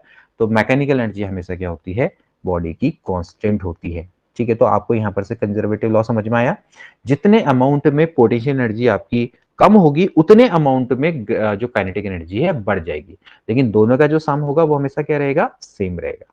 ठीक है, तो यही मैं आपको बता रहा हूं कि some physical quantities remains constant in a time. इसके बाद दोस्तों अगला आता है conservation of total energy in a isolated system. दोस्तों ये तो बहुत इंपॉर्टेंट है, ये तो आप बचपन से पढ़ते हुए आ रहे हैं, यानी कि energy can neither be created nor be destroyed. Isolated system में जो टोटल एनर्जी है वो हमेशा कांस्टेंट रहती है। इसके लिए एक एग्जांपल में जैसे मान लेते हैं मैकेनिकल एनर्जी है, वो तो कंजर्व्ड है, ठीक है, अगर फोर्स आपका कंजर्वेटिव है। ठीक है, अब मान लेते हैं फोर्स कंजर्वेटिव नहीं है, जैसे कि कौन कौन से नॉन कंजर्वेटिव फोर्स होते हैं, लाइक आपका फ्रिक्शन है, ठीक है, एयर का फ्रिक्शन होता है, ये नॉन कंजर्वेटिव फोर्स होता है। ठीक है, अब ये लगा तो होगा क्या कि दोस्तों जो आपकी कुछ पोटेंशियल एनर्जी का पार्ट दूसरी एनर्जी में कन्वर्ट हो जाएगा। कन्वर्ट में जैसे मान लेते हैं हो सकता है कि हीट में कन्वर्ट हो जाए, जैसे बॉल है वो एयर से ऊपर से आ रही है, नीचे नीचे नीचे गिरते हुए आ रही है, तो उसमें क्या होगा, हीट में हो सकता है, लाइट एनर्जी में कन्वर्ट हो सकता है, साउंड एनर्जी में कन्वर्ट हो सकता है। लेकिन ओवरऑल जो सिस्टम है, सिस्टम की जो टोटल आइसोलेटेड एनर्जी है वो हमेशा क्या रहेगी, कंजर्व रहेगी। This is known as a conservation law of total energy of an isolated system. समझ रहे हैं? तो मैकेनिकल एनर्जी तो हमने दोस्तों डिस्कस किया किस केस में कि भैया जब हमारे पास कंजर्व फोर्स है, तो उस केस में हम ये मानेंगे कि भैया हमारी जो बॉडी है वो फ्रीली फॉल कर रही है, उसमें कोई एयर फ्रिक्शन नहीं है। हाँ भाई ठीक है, सिंपली ऊपर से गिरी, पोटेंशियल एनर्जी टोटली आपकी काइनेटिक एनर्जी में कन्वर्ट हो गई, दोनों का सम हमेशा क्या रहेगा, कांस्टेंट रहेगा। ठीक है, लेकिन जब हम रियल सिचुएशन की बात करें, प्रैक्टिकल सिचुएशन की बात करें, तो हो सकता है कि दोस्तों जब बॉल आपकी नीचे गिर रही हो तो उसमें एयर का फ्रिक्शन हो, एयर के फ्रिक्शन से हो सकता है कि दोस्तों यहां पर उसमें जो हीट पैदा हो, तो हो सकता है कि जो कुछ फॉर्म ऑफ पोटेंशियल एनर्जी है वो दोस्तों आपकी किस में कन्वर्ट हो जाए, वो आपकी हीट एनर्जी में कन्वर्ट हो जाए, लाइट एनर्जी में कन्वर्ट हो जाए, या साउंड एनर्जी में कन्वर्ट हो सकती है, किसी भी तरह की एनर्जी में कन्वर्ट हो सकती है। ठीक है, लेकिन जो टोटल एनर्जी है दोस्तों वो क्या रहेगी, आपकी कंजर्व रहेगी। इसी को दोस्तों हम क्या बोलते हैं, conservation of total energy of an isolated system. तो part of mechanical energy is transform into another, इस तरह से आप इसको कह सकते हैं, बट एनर्जी रिमेन्स कांस्टेंट। इसके बाद दोस्तों अगला conservation of mass plus energy. ये भी दोस्तों आपका एक बहुत महत्वपूर्ण थ्योरम है, जो आइंस्टाइन के द्वारा दोस्तों जो इंपॉर्टेंट थ्योरम दोस्तों दिया गया था, आइंस्टाइन माइस एनर्जी इक्विवेलेंस रिलेशन दोस्तों इसको बुलाया था। ठीक है, आइंस्टाइन ने दोस्तों थ्योरी ऑफ रिलेटिविटी की मदद से दोस्तों ये बहुत इंपॉर्टेंट लॉ दिया था। ठीक है, क्योंकि आइंस्टाइन से पहले दोस्तों ये माना जाता था कि जो लॉ ऑफ कंजर्वेशन ऑफ मास है और जो law of conservation of energy है दोस्तों, वो आपके डिफरेंट डिफरेंट आपके फिनोमिना है। लेकिन उन्होंने सिंपली ये बताया दोस्तों कि जो आपका जो टोटल मास है, ठीक है, टोटल मास है, वो आपका, हम मास प्लस एनर्जी की बात करेंगे, वो दोस्तों आपका हमेशा कंजर्व रहता है। यानी कि अगर मास में कमी आएगी तो वो उतनी ही मात्रा में एनर्जी में कन्वर्ट हो जाएगा। मास में जितना चेंज आएगा वो उतनी ही क्या बन जाएगी, एनर्जी बन जाएगी। ठीक है, सो ये सिंपली कह रहा है कि if the substance loses amount of mass then equivalent amount of energy is produce. Equivalent amount of energy क्या हो जाएगी, प्रोड्यूस हो जाएगी। कोई भी सब्सटेंस है, मान लेते हैं, अगर जैसे मान लेते हैं कि डेल्टा एम, ये डेल्टा है, डेल्टा एम ऑफ मास अगर वो क्या करता है, लॉस करता है, तो इक्विवेलेंट अमाउंट एनर्जी यानी कि डेल्टा ई दोस्तों वो क्या हो जाएगी, प्रोड्यूस हो जाएगी। तो इस रिलेशन से क्या होता है, डेल्टा ई बराबर डेल्टा एम सी स्क्वायर, ये इनका रिलेशन है। ठीक है, जहां पर सी क्या होता है दोस्तों, स्पीड ऑफ लाइट होती है, कितनी होती है, 3 × 10⁻⁸ मीटर पर सेकेंड के बराबर होती है। This is the speed of light. तो इसी को दोस्तों हम क्या बोलते हैं, Einstein's mass energy equivalence relation इसको बुलाया जाता है। ठीक है, तो सिंपली ये कहता है कि भैया अगर कहीं पर मास का यूनिवर्स में डिके हो रहा है या डिक्रीज हो रहा है, तो same time equivalent amount of energy क्या हो जाएगी, प्रोड्यूस हो जाएगी। इसी को हम क्या बोलते हैं, conservation of mass plus energy. Okay, इसके बाद अगला आता है conservation of momentum. Conservation momentum, conservation of momentum दोस्तों सिंपली ये कहता है कि जो हमारे लीनियर मोमेंटम है, एंगुलर मोमेंटम है, ठीक है, ये दोनों के दोनों आपके क्या होते हैं, कंजर्व क्वांटिटीज होती हैं। ठीक है, ठीक है, तो आपने समझना है जैसे कि हमारी एनर्जी आपकी स्केलर क्वांटिटी है, तो जितने भी ऑल कंजर्व क्वांटिटी हैं वो जरूरी नहीं है कि स्केलर हो। जैसे कि एंगुलर मोमेंटम आपका क्या होता है, वेक्टर होता है। तो एंगुलर मोमेंटम भले ही वेक्टर क्वांटिटी है, लेकिन फिर भी दोस्तों वो क्या होता है, कंजर्व क्वांटिटी होता है। लीनियर मोमेंटम दोस्तों, जैसे कि लीनियर मोमेंटम सिंपली ये कहता है कि अगर आपकी मान लेते हैं दो बॉल हैं, इन ये दोनों आपस में दोस्तों क्या करने वाली है, स्ट्राइक करने वाली है, ठीक है ना। तो ये सिंपली ये कहता है कि बिफोर स्ट्राइकिंग मोमेंट और जो आफ्टर स्ट्राइकिंग लीनियर मोमेंटम है वो हमेशा क्या रहता है, कंजर्व रहता है। जैसे मान लेते हैं दो बॉल हैं, ये दो बॉल हैं, एक का मास m1 है, एक का मास m2 है। ये u1 स्पीड से आ रही है, u2 स्पीड से आ रही है, तो मोमेंटम क्या होगा, m1 u1 plus m2 u2। ठीक है, टकराने मान लेते हैं ये दोनों बॉलें आपस में टकराई, टकराने के बाद इसकी वेलोसिटी v1 होगी, इसकी वेलोसिटी v2 हो गई। टकराने के बाद हो सकता है इधर को चला जाए, इधर को चला जाए, वो डिपेंड करेगा। तो ये हो जाएगा m1 v1 plus m2 v2। इसको क्या बोलते हैं, law of conservation of linear momentum बोलते हैं। यानी कि टकराने से पहले का मोमेंटम टकराने के बाद के मोमेंटम के बराबर होता है। So this is known as a conservation of linear momentum. Similarly दोस्तों हम एंगुलर मोमेंटम को भी डिफाइन करते हैं। ये बोथ ये आपका क्या है, वेक्टर वाली फॉर्म में रहता है। ठीक है, तो ये भी आपकी क्या है, कंजर्व क्वांटिटीज। इसके बाद दोस्तों अगला आता है conservation of charge. Conservation of charge का मतलब क्या है दोस्तों, कि जो टोटल अमाउंट ऑफ चार्ज है किसी भी आइसोलेटेड सिस्टम में दोस्तों हमेशा क्या रहता है, कांस्टेंट रहता है। ठीक है, it means charge can neither be created nor be destroyed. Charge को आप ना ही क्रिएट कर सकते हैं ना ही डिस्ट्रॉय कर सकते हैं। ठीक है, इसी तरह से जो कंजर्वेशन ऑफ इलेक्ट्रिक चार्ज है वो आपका एक फंडामेंटल लॉ है नेचर में। तो कंजर्वेशन ऑफ चार्ज, चार्ज को भी ना ही आप क्रिएट कर सकते हैं ना ही डिस्ट्रॉय कर सकते हैं। टोटल अमाउंट ऑफ चार्ज होगा दोस्तों वो आपका सिस्टम में हमेशा क्या रहेगा, कंजर्व रहेगा। ठीक है, जैसे जनरली क्या होता है कि जैसे अगर कोई ग्लास की रॉड है, ठीक है, ग्लास की रॉड, तो ग्लास की रॉड को दोस्तों अगर मैं किसी फर से रब करूं, ठीक है, जब आपने देखा होगा जनरली दोस्तों की जैसे सिल्क या फिर फर से दोस्तों उसको रब किया जाता है, तो जो ग्लास रॉड है दोस्तों वो आपका क्या होता है, यहाँ पर पॉजिटिव चार्ज हो जाती है, जबकि जो सिल्क होती है वो क्या होती है, नेगेटिव चार्ज हो जाती है। इसको ही हम क्या बोलते हैं, इलेक्ट्रोस्टैटिक चार्ज बोलते हैं।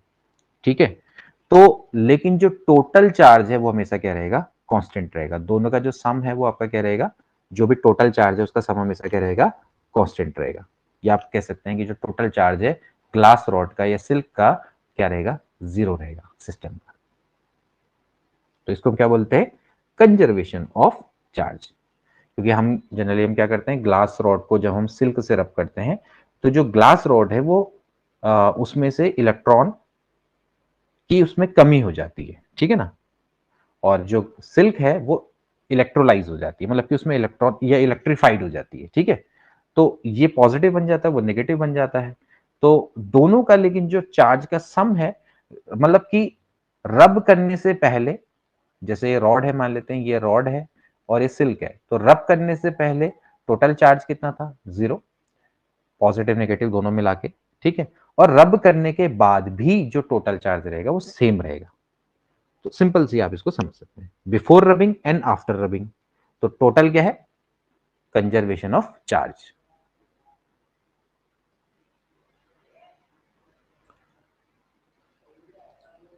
इसके बाद अगला है conservation of number of nucleons. Number of nucleons का मतलब क्या होता है दोस्तों, नंबर ऑफ न्यूक्लियॉन का मतलब होता है न्यूट्रॉन प्लस प्रोटॉनों की संख्या, जिसको हम क्या बोलते हैं, मास नंबर बोलते हैं। ठीक है भाई, मास नंबर, मास नंबर दोस्तों कहाँ पे दिखाया था, ये होता है mass number, this is mass number.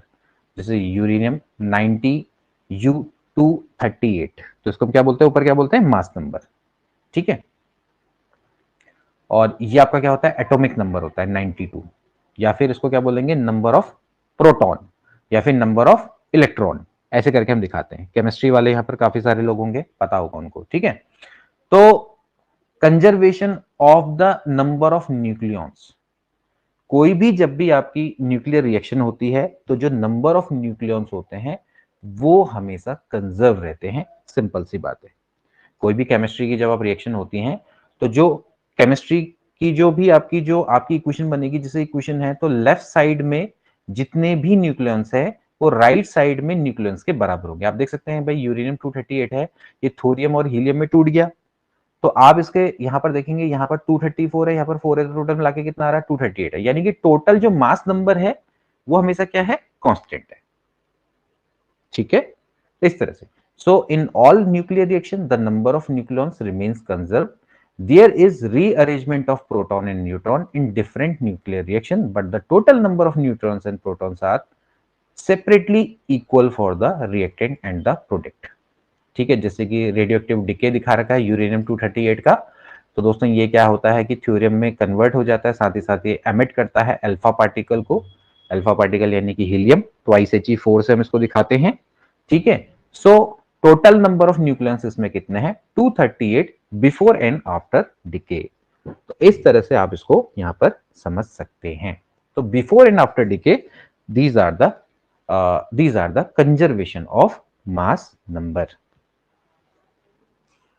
तो यहां तक दोस्तों आपको समझ में आया ये क्या हो रहा है, क्या नहीं हो रहा है?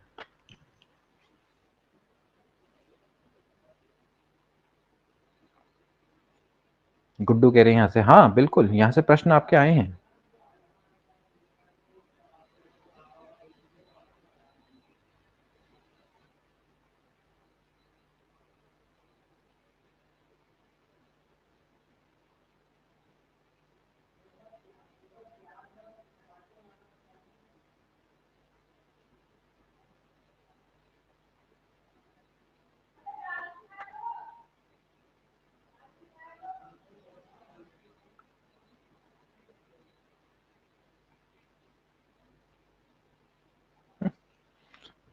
अरे नीरज जी, हिंदी में कहां से मिलेगी पीडीएफ यार?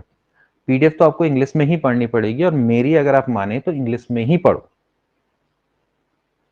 सभी हम लोग हिंदी मीडियम से हैं, मैं भी हिंदी मीडियम से हूं। थोड़ा बहुत अगर आप इसको पढ़ेंगे आपके लिए सही रहेगा। और मेरे हिसाब से यार देखो, लैंग्वेज भी मैंने बहुत इजी रखी है, कोई इतनी टफ तो लैंग्वेज नहीं रखी है। क्या बहुत टफ लग रहा है क्या? ये बताओ, अभी तक जो जो चीजें मैंने आपको बताई क्या बहुत टफ लग रही है क्या आपको?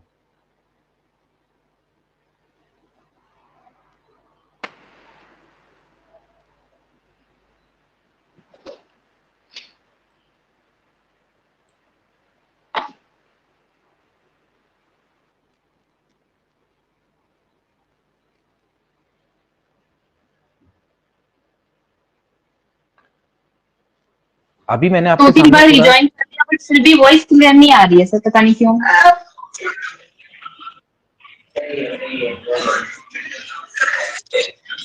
आवाज ही नहीं आ रही।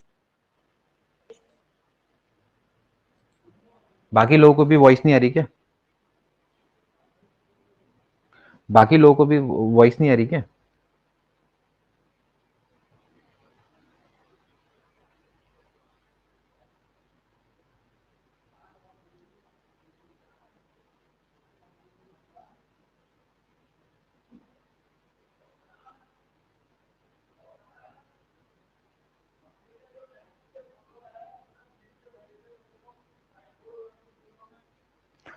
थोड़ा आपके यहाँ नेटवर्क प्रॉब्लम होगी ना, उस कारण से नहीं आ पा रहा होगा। ठीक है, चलिए। तो अभी तक तो दोस्तों हमने पढ़ा रोल ऑफ फिजिक्स के बारे में, फिजिक्स हमारे लिए क्यों इतनी महत्वपूर्ण है। अब दोस्तों हम बात करेंगे मेजरमेंट की, नीड ऑफ मेजरमेंट। देखिए यहीं से हमारा, वैसे मैंने आपको सही बताऊं तो मैंने आपको बहुत चीजें दोस्तों इस समय पे बता दी हैं फिजिक्स के बारे में। मैंने आपको ओवरऑल जो एक कहते हैं ना कि एक प्रोजेक्शन होता है, विजुअलाइजेशन मैंने आपको करवा दिया है। कभी भी हम क्या क्या पढ़ने वाले हैं चीजों के बारे में, क्या क्या हम पढ़ेंगे आगे जाके, किस तरह से दोस्तों चीजें इवॉल्व होती हैं, उसके बारे में आपको मैंने एक विजुअलाइजेशन दे दिया है कि आप ऐसे ऐसी चीजों को करेंगे। ठीक, यहीं से ही आपकी काफी सारी चीजें आज क्लियर हुई होंगी। लाइक ग्रेविटेशनल लॉ क्या होते हैं, स्ट्रॉन्ग फोर्स क्या होते हैं, वीक फोर्स क्या होते हैं, कंजर्वेटिव फोर्स क्या होते हैं, कई सारी चीजें दोस्तों आपको आज सीखने को मिली होंगी। ठीक है, अब हम बात करेंगे दोस्तों जो कि हमारा बेसिक है, जो कि बहुत इंपॉर्टेंट भी है, मेजरमेंट के बारे में। ठीक है, नीड ऑफ मेजरमेंट। देखिए दोस्तों, आपको इतना पता होना चाहिए कि जो फिजिक्स है, फिजिक्स में दोस्तों कई सारी फिजिकल क्वांटिटीज हैं, है ना? वेरियस क्वांटिटी, फिजिकल क्वांटिटीज को दोस्तों ये रखता है।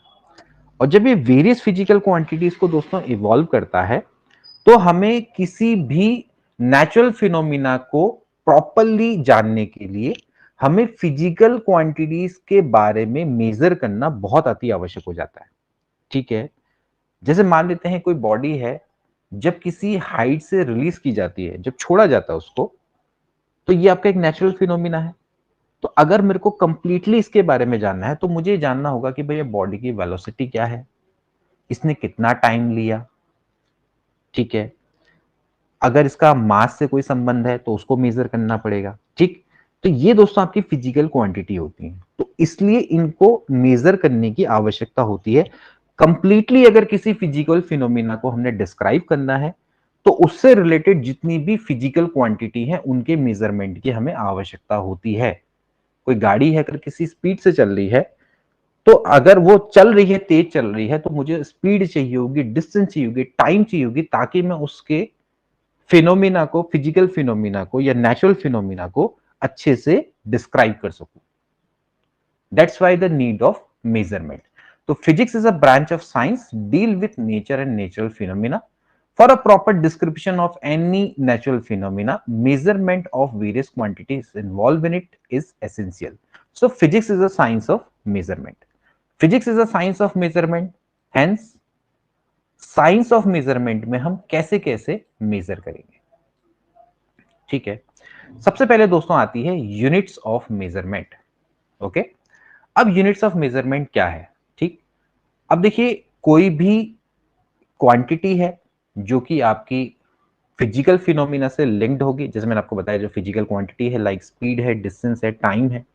ठीक है, तो ये दोस्तों आपके मेजरमेंट के लिए, मतलब इनको measure which are subjected to measurement may be treated as a physical quantity, इनको फिजिकल क्वांटिटी कहा जाता है। और इन फिजिकल क्वांटिटी को हम एक सर्टेन मैग्नीट्यूड, ठीक है, यानी कि एक सर्टेन मैग्नीट्यूड से मेजर करते हैं, और एक हम स्टैंडर्ड क्वांटिटी से हम इसको मेजर करते हैं, जिसको हम यूनिट बोलते हैं। ठीक है, सो in order to measure physical quantity we assume a certain magnitude of this quantity as a standard or unit of the quantity। ठीक है, तो यहां पर दोस्तों कोई भी फिजिकल क्वांटिटी है उसको मेंशन करने के लिए हम दो चीजों का प्रयोग करते हैं। एक तो होती है यूनिट, दूसरा होता है न्यूमेरिकल वैल्यू। बहुत आसान है, न्यूमेरिकल वैल्यू।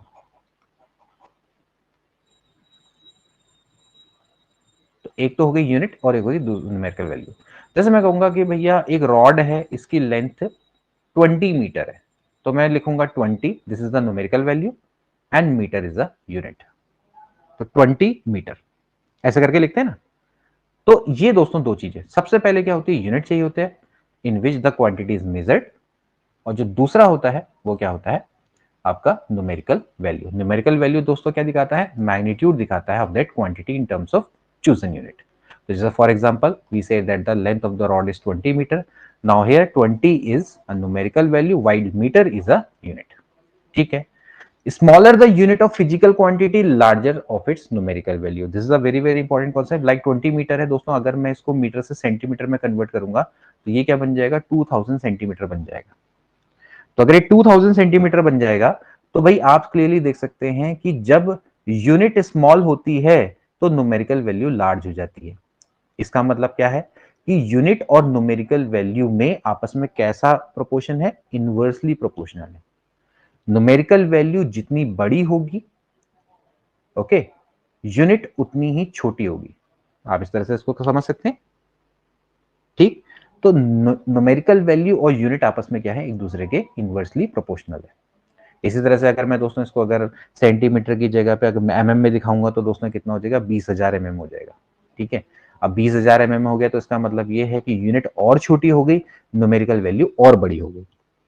ठीक है, तो बेसिकली क्या है, यहां पर से आप देखें कि जो 20 मीटर है वो एक्चुअली क्या है, 20,000 mm के बराबर है। तो अगर मैं इसको N1 मानूं, जैसे मान लेते हैं कि न्यूमेरिकल वैल्यू, ठीक है, और यूनिट को मैं इसके मान लेता हूं U1 मान लूं, तो N1 U1 can be written as N2 U2, इस तरह से कर सकते हैं। तो this is the relation between unit and numerical value.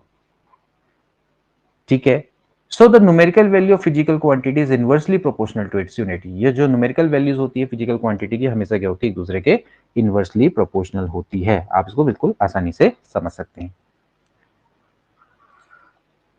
ठीक, तो ये कुछ बेसिक्स हैं। इसके बाद दोस्तों अगला आता है fundamental quantities and fundamental units. अब फंडामेंटल क्वांटिटीज और फंडामेंटल यूनिट्स क्या है? ठीक, देखिए हमारे पास क्या होती है दोस्तों, वैसे तो अगर आप फिजिकल क्वांटिटीज की बात करें तो बहुत सारी फिजिकल क्वांटिटीज होती है। ठीक है, अब इतनी सारी फिजिकल क्वांटिटीज को मेजर करने के लिए बहुत सारी यूनिट्स की आवश्यकता होगी। ठीक है, लेकिन जनरली क्या होता है कि जो फिजिकल क्वांटिटीज होती हैं वो आपस में क्या होती हैं, एक दूसरे से इंटरकनेक्टेड होती हैं। इंटरकनेक्टेड का मतलब जैसे मैं कहता हूं स्पीड बराबर डिस्टेंस अपॉन टाइम। ठीक है ना, यानी कि अगर मुझे डिस्टेंस की यूनिट पता हो, टाइम की यूनिट पता हो, तो मुझे स्पीड की मिल जाएगी। मतलब मुझे स्पीड की कोई अलग से यूनिट बनाने की आवश्यकता नहीं है, ये आपस में क्या है, इससे जुड़ी हुई है। ऐसी जैसे फोर्स है, ठीक है, फोर्स बराबर होता है मास इंटू एक्सेलरेशन। तो मैं क्या कर सकता हूं, मास की यूनिट एक्सेलरेशन की यूनिट को दोनों को मिला के मैं फोर्स की यूनिट बना दूंगा। मुझे कोई अलग से फोर्स की यूनिट डिफाइन करने की आवश्यकता नहीं। हालांकि वैसे हम उसको न्यूटन में दिखाते हैं, डाइन में दिखाते हैं, तो वो तो एक खाली पर्टिकुलर एक एक नंबर दिया गया, मतलब एक साइंटिस्ट के नाम पे लिखा गया उसको। लेकिन बेसिकली क्या है, उसकी कोई अपनी कोई यूनिट नहीं है। ठीक, तो कुछ ऐसी दोस्तों फिजिकल क्वांटिटीज होती हैं, ठीक है, वो क्या होती हैं, आपस में बिल्कुल एक दूसरे से रिलेटेड नहीं होती हैं। और ऐसी जो क्वांटिटीज फिजिकल क्वांटिटीज होती हैं, इनकी यूनिट्स को हम क्या बोलते हैं, फंडामेंटल यूनिट्स बोलते हैं। और ऐसी क्वांटिटीज को हम क्या बोलते हैं, फंडामेंटल क्वांटिटीज बोला जाता है। ठीक, जैसे कि कौन, length, unit of length, mass and time. भाई फिजिकल क्वांटिटीज है, length mass and time are not related with each other, ये एक दूसरे से रिलेटेड नहीं होती हैं। तो इनकी जो यूनिट होती है अपने आप में इंडिपेंडेंट होती है। जैसे लेंथ की क्या होती है, मीटर होती है, मास की किलोग्राम, टाइम की क्या होती है, सेकेंड। ये अब ये अलग अलग सिस्टम पर डिपेंड करता है। okay, so these three units are independent of one another and no one can change or related by to it by any other units. So these quantities are called the fundamental quantities and these units are called the fundamental units. okay, अब इन fundamental quantity से या fundamental unit से जो दूसरे की unit बनेगी, like speed की unit बनी, इसको हम बोलते हैं डिराइव्ड यूनिट। क्या बोलते हैं, डिराइव यूनिट। फंडामेंटल यूनिट्स तो क्या है, जो आपके फिक्स है, और जो इनसे मिलके बनेगी उसको हम क्या बोलेंगे, डिराइव यूनिट। तो जैसे फोर्स की यूनिट है वो न्यूटन है भले ही, तो ये कैसी यूनिट है, दिस इज डिराइव्ड यूनिट, क्योंकि ये इनसे मिलके बनी है। प्रेशर की यूनिट क्या होगी, डिराइव्ड यूनिट। ठीक है, लेकिन लेंथ की यूनिट क्या होगी, फंडामेंटल यूनिट। मास की यूनिट क्या होगी, फंडामेंटल यूनिट। टाइम की क्या होगी, fundamental unit. Electric current, fundamental unit. अभी ये खाली 3 है, जनरली आपकी क्या होती हैं, 7 होती हैं, जो कि अभी सिस्टम ऑफ इंटरनेशनल यूनिट से मानी गई हैं, उसके बारे में भी जानेंगे। So the unit physical quantities occurring in electromagnetism, thermodynamics and optics like electric current. Electric current की यूनिट क्या होती है, एम्पियर, ये फंडामेंटल यूनिट है। Thermodynamic temperature, kelvin. Amount of substance, mole. Luminous intensity, candela. These are the fundamental quantities, और इनकी जो units होगी वो क्या होगी, फंडामेंटल यूनिट्स। ठीक है, so generally the units of all physical quantities other than above 7 fundamental units are generally known as a derived unit. ठीक है, कौन कौन सी है, length, mass, time, electric current, thermodynamics, temperature, amount of substance and luminous intensity. So these are the 7 fundamental units. इसके अलावा कुछ 2 supplementary units भी होती हैं, उसके बारे में भी जानेंगे अभी। तो कौन कौन है, length, mass, time, electric current, thermodynamics, temperature, amount of substance and luminous intensity. इसको क्या बोला जाता है, डिराइव्ड यूनिट बोला जाता है। ठीक है, अब सबसे पहले दोस्तों हम बात करेंगे, there are various kind of systems जो कि यूज होते हैं दोस्तों, जिसकी मदद से हम क्या करते हैं, सिस्टम ऑफ यूनिट्स को डिस्क्राइब करते हैं। ठीक है, तो देखिए सबसे पहले क्या आती है, सीजीएस सिस्टम आता है।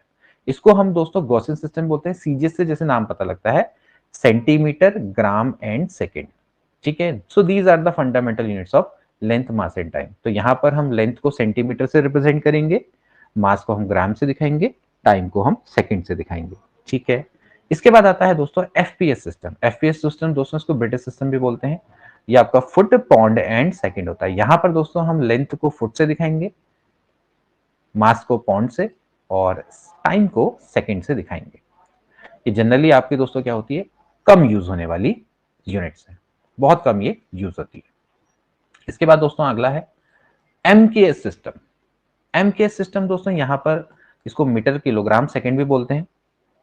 तो मीटर किलोग्राम सेकंड दोस्तों जैसे कि आपका मीटर लेंथ हो गया, किलोग्राम आपका मास हो गया, एंड सब्सटेंस मतलब सॉरी जो टाइम है दोस्तों आपका कितना हो गया, सेकंड। ये तो these are the fundamental unit of length, mass and time respectively. तो इसका दोस्तों क्या होता है, मैट्रिक सिस्टम में यूज होता है। ठीक है। इसके बाद SI system. These are the very very important system, क्योंकि जो सिस्टम ऑफ इंटरनेशनल यूनिट है यहीं से दोस्तों आपका स्टार्ट होती है। सिस्टम ऑफ इंटरनेशनल यूनिट दोस्तों ये जो आपका एसआई सिस्टम है दोस्तों ये आपका 1960 में आया था। तो 1960 में ही दोस्तों यहाँ पर इंटरनेशनली 7 यूनिट्स को एक्सेप्ट किया गया था और इसके अलावा 2 सप्लीमेंट्री यूनिट्स को भी एक्सेप्ट किया गया था। This is very very important. तो यहाँ पर it is based on the following 7 basic units and 2 supplementary units. मैं आपको बता दूं सिस्टम ऑफ इंटरनेशनल यूनिट्स में, तो देखो यही आती है। यहाँ पर दोस्तों आप देख सकते हैं लेंथ है मीटर, मास किलोग्राम, ठीक है, time second, electric current ampere, thermodynamic temperature kelvin, amount of substance mole होता है, ल्यूमिनस इंटेंसिटी दोस्तों क्या होती है, कैंडेला इसकी यूनिट होती है।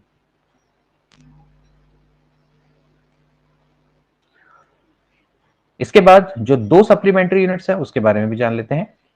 एक होता है दोस्तों प्लेन एंगल और एक होता है सॉलिड एंगल। प्लेन एंगल जिसको हम रेडियन से दिखाते हैं और एक होता है स्टेरेडियन। आपको याद होगा प्लेन एंगल क्या होता है दोस्तों, कि जो आपकी एक आर्क है, मान लेते हैं इसकी लेंथ आर है और मान लेते हैं रेडियस भी आर है। तो मान लेते हैं एक आपका सर्किल है जहां पर आर्क जो कि इक्वल होती है रेडियस के, जितना एंगल क्रिएट करती है सेंटर पे उसको हम 1 रेडियस से शो करते हैं। मैथ्स में भी पढ़ते हैं ना, तो यही आपका क्या होता है, रेडियन। ठीक।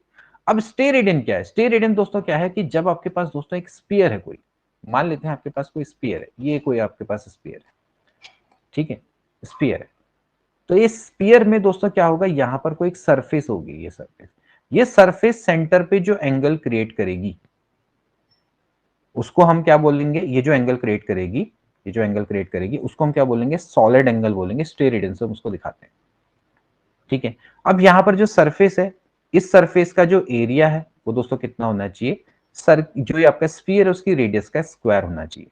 यानी कि इसका जो स्फीयर का जो एरिया है, सॉरी स्फीयर के ऊपर जो सरफेस है दोस्तों, ये क्या होगा, एक सरफेस होगी। इस सरफेस का जो एरिया है वो कितना होना चाहिए, आर स्क्वायर होना चाहिए। तो जितना ये सेंटर पे एंगल क्रिएट करेगा उसको हम क्या बोलेंगे, स्टेरेडियन बोलते हैं। सॉलिड एंगल इसको बोला जाता है। ठीक है। तो ऐसे करके दोस्तों हम इसको समझते हैं।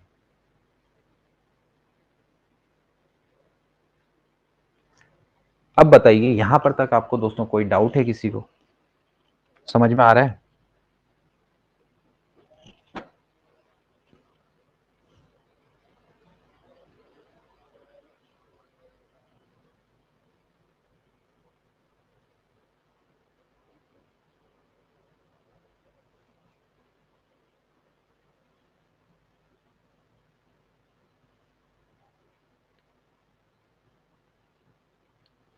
कैसी लग रही है आज की क्लास, मतलब फिजिक्स आ रही है समझ में?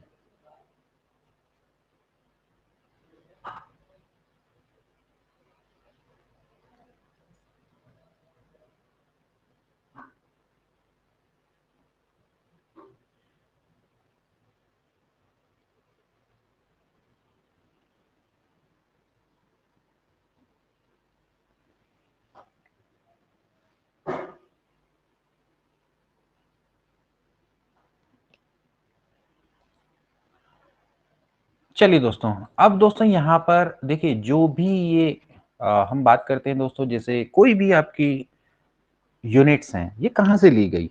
जैसे मैं कहता हूँ 1 मीटर, तो भाई 1 मीटर का मतलब क्या है, कई बार क्या होता है ना कि ये हमें पता होना चाहिए कि जो 1 मीटर है वो एक्चुअली है क्या। तो दोस्तों इन सभी की अपने आप में एक इंटरनेशनल डेफिनेशंस बनी हुई हैं। भाई हम कहते हैं 1 मीटर, तो 1 मीटर का मतलब क्या है? जैसे आपने कहा कि भाई 1 मीटर क्या है, ठीक है भाई स्केल में लिखा है 1 मीटर, तो 1 मीटर एक्चुअली है क्या? क्या मतलब है 1 मीटर का, क्या मतलब है 1 एम्पियर का, क्या होता है 1 केल्विन? दोस्तों ये सारी चीजों की अपने आप में एक स्टैंडर्ड डेफिनेशन बनी हुई है। ठीक है, इन सब की अपनी अपनी स्टैंडर्ड डेफिनेशन है, ठीक है ना। जैसे कि भैया 1 मीटर है, 1 मीटर का मतलब क्या होता है? 1 मीटर का मतलब ये होता है कि अगर कोई लाइट है जब वो ट्रैवल करती है वैक्यूम में, तो वैक्यूम में जब ट्रैवल करते हुए अपने कितना, ये देखो, इकाई, दहाई, सैकड़ा, हजार, 10,000, लाख, 10 लाख, करोड़, 10 करोड़, यानी कि आप सिंपली इसको कह सकते हैं कि 29 करोड़ पार्ट ऑफ सेकंड में, यानी कि एक सेकंड के 29 करोड़ पार्ट में जितनी डिस्टेंस लाइट वैक्यूम में ट्रेवल करती है वही क्या होती है? 1 मीटर होती है। ये इनकी स्टैंडर्ड डेफिनेशन है, ठीक है। या फिर a metre is defined as a distance containing, आप इसको देख सकते हैं, इकाई, दहाई, सैकड़ा, हजार, 10,000, lakh, 10 lakh, 16,50,763 wavelength of orange red light emitted by the pure krypton 86। Pure krypton 86 है दोस्तों, जो कि 1 मीटर है। 1 मीटर की दोस्तों जो डिस्टेंस है वो कंटेन करती है इतनी वेवलेंथ को of orange red light emitted by the pure krypton 86। ये दोस्तों इसकी कुछ स्टैंडर्ड डेफिनेशंस है जिनको मैंने यहाँ पर लिखा है। हालांकि दोस्तों आप इसको चाहे तो पढ़ सकते हैं, मैं थोड़ा थोड़ा सा आपको इनके बारे में आइडिया दूंगा। इनकी पीडीएफ में जब आपकी वहां डाल दूंगा ग्रुप में, तो आप इसको थोड़ा सा पढ़ लेना। बाकी बेसिकली मैं इनको वैसे ही डिफाइन करूंगा, ठीक है। यहाँ पर दोस्तों कुछ मीटर्स हैं, मीटर्स के आपके कुछ रिलेशन हैं, वो मैं आपको बताता हूँ। जैसे कि 1 किलोमीटर है, उसमें 10⁻³ मीटर होता है। सेंटीमीटर 10⁻², मिली में कितना होता है? 10⁻³ माइक्रो बहुत ज्यादा यूज होता है, 10⁻6। एंगस्ट्रॉन बहुत ज्यादा यूज होगा दोस्तों, 10⁻10 होता है। एक एंगस्ट्रॉन में 10⁻10 मीटर होता है। 1 एक्स यूनिट, अब ये आपने नहीं पढ़ा होगा, 1 एक्स यूनिट कितना होता है? 10⁻13 मीटर होता है, ठीक है। इसके बाद दोस्तों एक होता है फेम्टोमीटर, जिसको हम फर्मी बोलते हैं। इसकी वैल्यू कितनी होती है? 10⁻15 मीटर के बराबर होती है। तो इस तरह से हम इसको डिफाइन कर सकते हैं, ठीक है। इसके अलावा बहुत, अगर आपको स्मॉल एरिया है उसको मेजर करना है तो उसके लिए हम बार्न का यूज होता है। तो 1 जो बार्न होता है वो कितना होता है? 10⁻28 मीटर स्क्वायर के बराबर होता है। तो 1 बार्न इक्वल्स टू 10⁻28 मीटर। कुछ बेसिक सी चीजें हैं। तो यहाँ पर आपने 1 एक्स यूनिट, ये आपने कभी नहीं देखा होगा, 10⁻13, और फेम्टोमीटर 10⁻15। बाकी माइक्रो और ये सब तो आपको पता होगा। जो बार्न होगा 10⁻28 मीटर के बराबर होता है, मीटर स्क्वायर के बराबर होता है। दिस इज फॉर एरिया, ठीक है। इसके बाद दोस्तों एक होती है, अब देखिए जो हम डिस्टेंस है, डिस्टेंस में दोस्तों हम कौन कौन सी यूनिट्स है उनकी हम बात कर रहे हैं। सबसे पहले दोस्तों आती है, देखिए ये तो हो गई दोस्तों शॉर्ट डिस्टेंस। देखिए अभी हम क्या कर रहे हैं? मीटर को मेजर कर रहे हैं। मीटर में दोस्तों हम जो शॉर्ट डिस्टेंस है उसकी हम बात करें, छोटी डिस्टेंस है सारी की सारी, ठीक है ना। थोड़ा बड़ी डिस्टेंस की बात करेंगे। बड़ी डिस्टेंस में दोस्तों कौन कौन सी आती है? लार्ज डिस्टेंस की मैं बात करता हूं। जैसे सबसे पहले आती है एस्ट्रोनॉमिकल यूनिट। एस्ट्रोनॉमिकल यूनिट क्या होती है? It is average distance of sun from earth, यानी कि सन से अर्थ की जो एवरेज डिस्टेंस होती है उसको हम 1 एस्ट्रोनॉमिकल यूनिट बोलते हैं। 1 एस्ट्रोनॉमिकल यूनिट की जो वैल्यू होती है वो कितनी होती है? आप यहां पर देख सकते हैं, 1.496 इंटू 10⁻11 मीटर, ये दोस्तों इसकी वैल्यू होती है, ठीक है। या फिर आप इसको 1.5 इंटू 10⁻11 मीटर भी कह सकते हैं। तो this is the average distance of sun from earth, इसको हम क्या बोलते हैं? Astronomical unit. अब देखो ये आपको सारी चीजें पता होनी चाहिए। एस्ट्रोनॉमिकल यूनिट्स क्या होती हैं, ठीक है। जी की वैल्यू कितनी होती है, कैपिटल जी की वैल्यू कितनी होती है, प्लैंक कांस्टेंट की वैल्यू कितनी होती है, ये सब पता होनी चाहिए, ठीक है। ये सब पता होगा तभी तो प्रश्न कर पाओगे ना वहां पर, ठीक है। ये सब आपको यहाँ पर फिजिक्स में आपको याद रखने पड़ेंगे ये सब चीज। तो पहला हो गया एस्ट्रोनॉमिकल यूनिट। इसके बाद दोस्तों आता है लाइट ईयर। लाइट ईयर का मतलब क्या है दोस्तों? कि लाइट ईयर भी दोस्तों किसका होता है? डिस्टेंस का ही होता है। तो लाइट ईयर का मतलब ये है कि जब आपकी लाइट है, एक साल में वैक्यूम में जितनी डिस्टेंस ट्रेवल करती है उसको हम क्या बोलते हैं? लाइट ईयर बोलते हैं। तो लाइट ईयर स्पीड बराबर होता है डिस्टेंस अपॉन टाइम। तो डिस्टेंस बराबर क्या हो जाएगा? Speed into time. स्पीड किसकी होगी? लाइट की, 3 इंटू 10⁸ टाइम कितना हो जाएगा 365 days, 365 days into 24 hours into 60 minute into 60 second. इसको आप जब सॉल्व करेंगे तो दोस्तों आपका इतना आएगा 9.46 इंटू 10⁻15 मीटर, या फिर आप इसको दोस्तों 10 की घात 16 मीटर भी डायरेक्टली कह सकते हैं। बट इसको याद करिएगा दोस्तों, कितना होता है 1 लाइट ईयर किसके बराबर होता है 10⁻16 मीटर, या फिर 9.46 इंटू 10⁻15 मीटर के बराबर होता है। ओके, तो ये हो गया आपका लाइट ईयर। तो लाइट ईयर का मतलब क्या है कि निर्वात में प्रकाश के द्वारा चली गई दूरी 1 साल के अंतर्गत लाइट ईयर कहलाती है।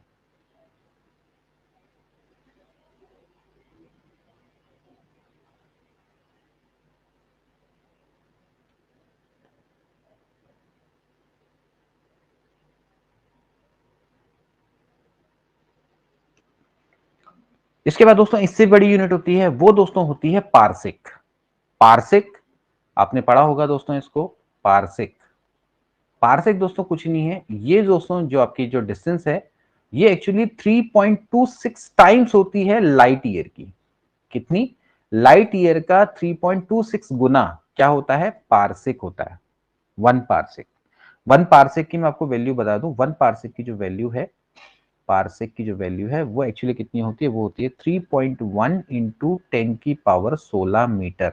इतनी इसकी वैल्यू होती है। इसको आप लिख लीजिएगा, मैंने यहाँ पर मेंशन नहीं किया है, ठीक। तो 1 पारसिक, ठीक है, तो 1 पारसिक, हाँ प्रकाश वर्ष पारसिक नहीं होता है, प्रकाश वर्ष होता है लाइट ईयर। ये पारसिक प्रकाश वर्ष को बोल रहे हो क्या, लाइट ईयर को बोल रहे हो? ठीक, ये प्रकाश वर्ष होता है लाइट ईयर, ठीक है, दिस इज पारसिक।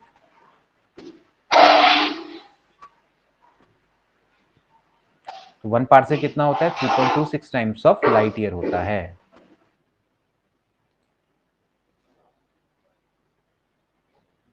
ये कुछ डेफिनेशन है दोस्तों, आप इसको पढ़ लीजिएगा।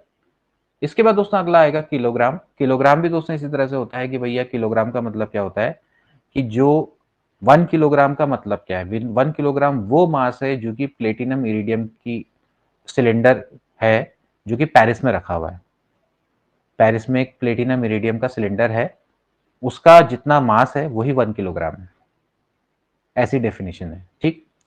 तो इसमें देखो जैसे कि कुछ यूनिट्स जैसे मैट्रिक टन है, कितना होता है 10⁻³ kg होता है, तो इसको हम क्या बोलते हैं मैट्रिक टन, मतलब कि 1 टन 1000 kg।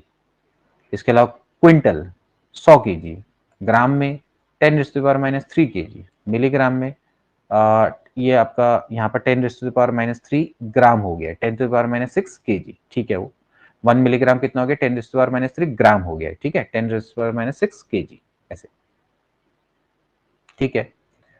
अब ऐसे ही दोस्तों एक और है यूनिट मास के लिए, जैसे मान लेते हैं मास ऑफ एटम या फिर मॉलिक्यूल को मेजर करने के लिए दोस्तों हम एक एटॉमिक मास यूनिट का यूज करते हैं, ठीक है।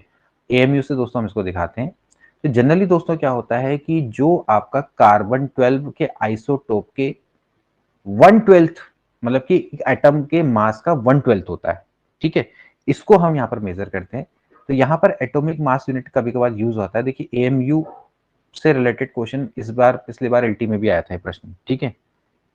तो जो to measure the mass of atom या फिर मॉलिक्यूल, हम दोस्तों क्या करते हैं एटॉमिक मास यूनिट का यूज करते हैं। तो इसको कैसे डिफाइन किया जाता है 1/12 mass of an atom of carbon 12 isotope, यानी कि कार्बन 12 के आइसोटोप के एक एटम के मास का 1/12, ठीक है, उससे दोस्तों इसको डिफाइन किया जाता है।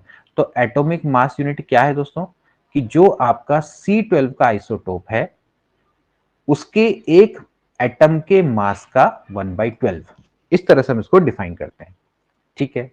तो इसकी जो वैल्यू होती है वो जनरली आपकी कितनी होती है 1U से हम इसको दिखाते हैं। तो 1U आपकी कितनी होती है, ये होती है आपकी 1.66 इंटू 10⁻⁻27 kg में इसको दिखाया जाता है, ठीक है। इस तरह से हम इसको डिफाइन कर सकते हैं 1U या 1 AMU 1.66 इंटू 10⁻⁻27 kg, ठीक है।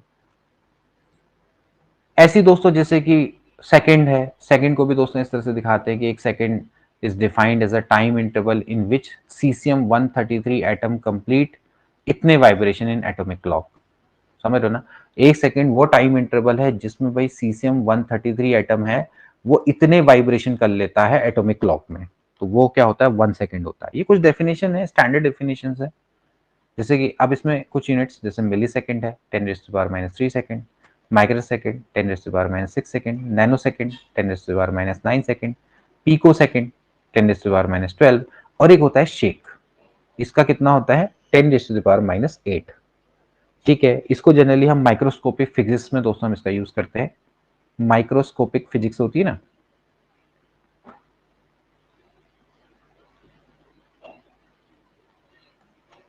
वहां पर इसका यूज किया जाता है। वन शेक कितना होता है 10⁻⁸ सेकेंड। इसके बाद दोस्तों आती है करंट। करंट की जो यूनिट होती है दोस्तों क्या होती है, एम्पियर होती है। इसी तरह से दोस्तों एम्पियर को भी डिफाइन किया गया है।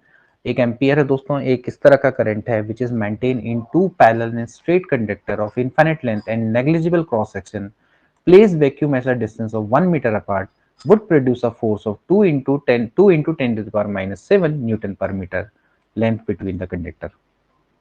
मतलब सिंपल सी बात है कि एक एम्पियर दोस्तों वो करंट है जो कि आपका मेंटेन होता है दो पैरेलल कंडक्टर में जो कि वैक्यूम में 1 मीटर की डिस्टेंस में रखे होते हैं, और जो आपस में दोस्तों कितने का मीटर का फोर्स प्रोड्यूस करते हैं 2 × 10⁻20 2 × 10⁻⁷ न्यूटन पर मीटर का फोर्स दोस्तों क्या करते हैं प्रोड्यूस करते हैं। तो इस तरह से दोस्तों इसको डिफाइन किया जाता है। ठीक है, अब ये सारी डेफिनेशंस हैं एम्पियर की। ऐसी दोस्तों केल्विन की डेफिनेशन है, 1 केल्विन की डेफिनेशन है। तो दोस्तों आप ये थोड़ा सा पढ़ लीजिएगा, मोल की डेफिनेशन है मैंने यहाँ पर लिखी हुई है, आप इनको दोस्तों इस तरह से समझ सकते हैं। ये सब दोस्तों एसआई सिस्टम में आपकी जो यूनिट्स हैं उनकी डेफिनेशंस है, ल्यूमिनेसेंस इंटेंसिटी है उसकी डेफिनेशंस है। हालांकि इसकी डेफिनेशंस नहीं आती लेकिन फिर भी मैंने इसको मेंशन यहाँ पर कर दिया है। कैंडेला, कैंडेला के बाद दोस्तों अगला आता है रेडियन, और रेडियन की भी दोस्तों मैं आपको डेफिनेशन बता चुका हूँ। जैसे रेडियन आपका क्या होता है दोस्तों, it is an angle subtended at the centre of circle by an arc equal in the length of radius to the circle. ठीक है, तो सिंपल सी बात है, आर्क की लेंथ आर है, वो जो रेडियस है सॉरी जो रेडियस ऑफ सर्किल की उसकी भी लेंथ आर है, जितना एंगल है सेंटर पे क्रिएट करेगा उसको हम क्या बोलेंगे, रेडियन बोलेंगे। अब रेडियन और डिग्री में दोस्तों क्या संबंध होता है, एक रेडियन दोस्तों क्या होता है 57.3 डिग्री के बराबर होता है। ये मैथ्स में भी पढ़ते हैं आप कॉन्सेप्ट, इसको आपने अच्छे से पढ़ना होगा। ठीक, इसके बाद स्टे रेडियन। स्टे रेडियन भी मैंने आपको बताया कि एक स्टे रेडियन क्या एक सॉलिड एंगल है, और ये जो सॉलिड एंगल है ये सबटेंड करता है is a solid angle subtended at the center of a sphere by the area of surface of sphere which is equal to the square of the radius of sphere। यानी कि एक spear है, spear की surface पे दोस्तों एक area है जो कि स्पीयर की रेडियस के स्क्वायर के बराबर का जिसका एरिया है, वो जितना सेंटर पे एंगल क्रिएट करेगा स्पीयर के सेंटर पे उसको हम क्या बोलेंगे, सॉलिड एंगल बोलेंगे। वन स्पीयर बराबर होता है 4 पाई, और यानी कि 12.57 स्टे रेडियन के बराबर होता है। ये दोस्तों इसके बीच का रिलेशन होता है। ठीक है, तो 1 स्पीयर बराबर 4, जैसे आपने देखोगे स्पीयर का जो एरिया होता है 1/4πr² से दिखाया जाता है, तो 1 स्पीयर इस तरह से हम इसको दिखाते हैं। ठीक है, तो 12.57 स्टे रेडियन के बराबर होता है 1 स्पीयर बराबर 4 पाई, और 4 पाई बराबर होता है 12.57 स्टे रेडियन। ये इनके बीच का बेसिक सा रिलेशन है। ठीक, so these are the 7 fundamental units जिनको हमने डिफाइन किया है, जिसमें कुछ जो इंपॉर्टेंट डेफिनेशंस हैं वो मैंने आपको बता दी हैं। जो बाकी डेफिनेशंस है वो मैं इसलिए नहीं बता रहा हूँ क्योंकि थोड़ा सा आप उनको अपने हिसाब से पढ़ लीजिएगा। देखिए मैंने आपको पहले बोला है ये गाइडेंस क्लासेस हैं, और यहाँ पर दोस्तों आपको अपनी मेहनत बहुत ज़्यादा करनी होगी। मैं आपको सिर्फ ये बताऊंगा कि क्या पढ़ना है क्या नहीं पढ़ना है। ठीक, उसको मैं बाकी आपको पीडीएफ के तौर पे मैं उसको प्रोवाइड करवाता रहूँगा। बाकी जितनी भी हेल्प होगी मेरी तरफ से आपको होगी, क्योंकि आप दोस्तों यहाँ पर भी जो सिलेबस है वो बहुत ज़्यादा वास्ट है, और कुछ भी चीज़ को पढ़ाने से पहले फिजिक्स है चाहे हम उसको फिजिक्स पढ़ें तो हमें फंडामेंटल ऑफ फिजिक्स जरूर आना चाहिए, क्योंकि ये दोस्तों आपका सबसे महत्वपूर्ण टॉपिक्स है। अगर आपने आज की क्लास को अगर अच्छे से पढ़ लिया है तो आपके दिमाग में ये जरूर हो जाएगा कि भैया मुझे अब बेसिक मेरा क्लियर हो चुका है, अब मुझे आगे क्या क्या चीजें पढ़नी है और ऐसी चीजें होती हैं, कहीं ना कहीं आपको एक कॉन्फिडेंस देगा अब आगे की क्लासेस के लिए, ठीक है ना। अगला देखेंगे दोस्तों डेराइव यूनिट्स। डेराइव यूनिट्स दोस्तों मैंने जैसे बोला पहले ही बोला कि जितनी भी फिजिकल क्वांटिटीज होती हैं other than length, mass, time, electric current, temperature, amount of substance, luminescence are obtained by raising one or more of the fundamental units to the suitable power, इसको हम क्या बोलते हैं, डेराइव यूनिट, यानी कि जो आपकी फंडामेंटल यूनिट से मिलकर बनी होती है, सिंपली आप इसको कह सकते हैं। इसमें सबसे पहले क्या आता है, वॉल्यूम आता है। जैसे वॉल्यूम की यूनिट क्या होती है, मीटर होती है, metre into metre into metre. Length into breadth into height, length की मीटर मीटर मीटर तो मीटर का क्यूब। ऐसी डेंसिटी है, डेंसिटी की यूनिट क्या हो जाएगी दोस्तों, आपकी डेंसिटी की जो यूनिट होती है दोस्तों क्या होती है, केजी पर मीटर क्यूब। सॉरी यहाँ पर गलत कर लिख दिया, केजी पर मीटर क्यूब होगा, केजी पर मीटर क्यूब होगा, ठीक है ना। वॉल्यूम, जैसे वॉल्यूम है ना, वॉल्यूम इज इक्वल टू क्या होता है, डेंसिटी, एक सेकेंड रुको,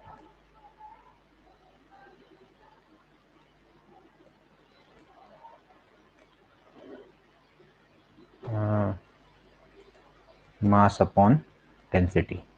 तो डेंसिटी बराबर क्या हो जाएगा, मास अपॉन वॉल्यूम।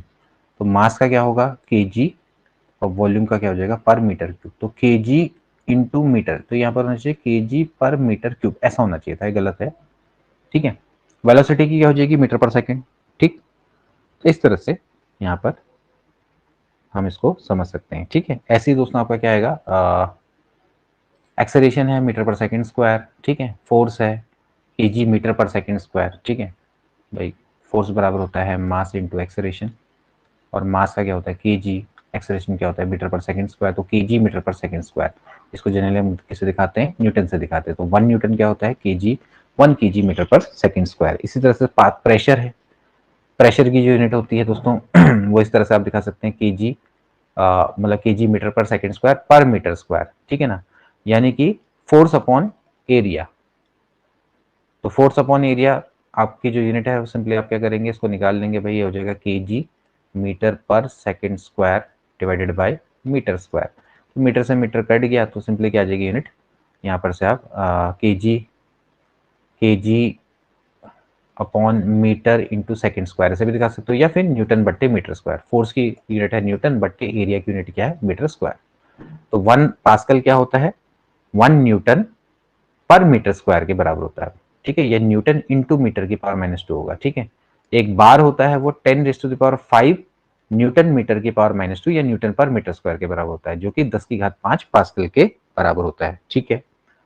इसी तरह से smaller unit of pressure torr होती है।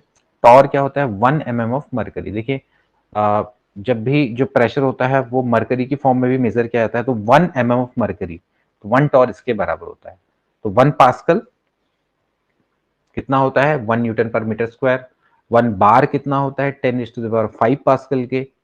इस तरह से आप इसको प्रेशर की यूनिट को समझ सकते हैं, ठीक है। पर यूनिट एरिया में लगने वाला जो फोर्स होता है उसको हम क्या बोलते हैं, दाब बोलते हैं, यानी कि प्रेशर बोलते हैं, ठीक। तो इसकी यूनिट क्या होती है, फोर्स अपॉन एरिया, यानी कि न्यूटन बट्टे मीटर स्क्वायर इसकी यूनिट होती है, ठीक है। बाकी आप इसको समझ सकते हैं, 1 न्यूटन पर मीटर स्क्वायर किसके बराबर होता है, 1 पास्कल के, और 1 बार जो बराबर होता है वो 10⁵ पास्कल के बराबर होता है, ठीक है। और जो इसकी स्मॉलर यूनिट होती है वो टॉर होती है। इसके अलावा जैसे वर्क है, ये भी डेराइव यूनिट है। तो वर्क बराबर क्या होता है दोस्तों, फोर्स इंटू डिस्प्लेसमेंट। तो फोर्स की यूनिट क्या है, न्यूटन, और डिस्प्लेसमेंट की यूनिट कितनी है, मीटर। बाकी आप न्यूटन को आप जानते हैं भाई, क्या लिख सकते हैं, KG metre per second square into metre होगा। तो जनरली क्या हो जाएगा, केजी मीटर स्क्वायर पर सेकंड स्क्वायर ऐसे करके भी दिखा सकते हैं। जनरली इसको किससे दिखाते हैं, जूल से दिखाते हैं, ठीक है। तो जो न्यूटन इंटू मीटर होता है वो किसके बराबर होता है, जूल के बराबर होता है। तो 1 जूल बराबर होता है 1 न्यूटन मीटर, और 1 KG metre per second square, या 1 केजी मीटर इंटू सेकंड की पावर -2। इस तरह से पावर होती है। पावर क्या होती है दोस्तों, work upon time, per unit time में किया गया कार्य। तो उसको हम कैसे दिखाते हैं? पावर से दिखाते हैं। तो पावर क्या हो जाएगा? वर्क की यूनिट यानी कि जूल प्रति सेकंड। ठीक है, जनरली हम इसको कैसे दिखाते हैं? वॉट से। तो 1 जूल प्रति सेकंड यानी कि 1 वॉट। 1 वॉट बराबर क्या होता है? 1 जूल पर सेकंड। तो these are the derived units. ठीक है, अब यहां पर दोस्तों मैंने एक टेबल दी है। इस टेबल से दोस्तों आप क्या कर सकते हैं? एब्रीवेशन कर सकते हैं पावर्स इन 10 का, जैसे मल्टीपल ऑफ 10, फ्रैक्शन ऑफ 10। ठीक है, तो आप इसको देख सकते हैं दोस्तों, जैसे कि पावर ऑफ 10 की पावर 1 है तो हम इसको डेका से दिखाते हैं। तो जैसे आप कभी बोलेगा डेका, तो डेका मतलब 10 इंटू 10 की पावर 1। ठीक है, हेक्टो, हेक्टो का मतलब क्या हो गया? 10 raise to the power 2।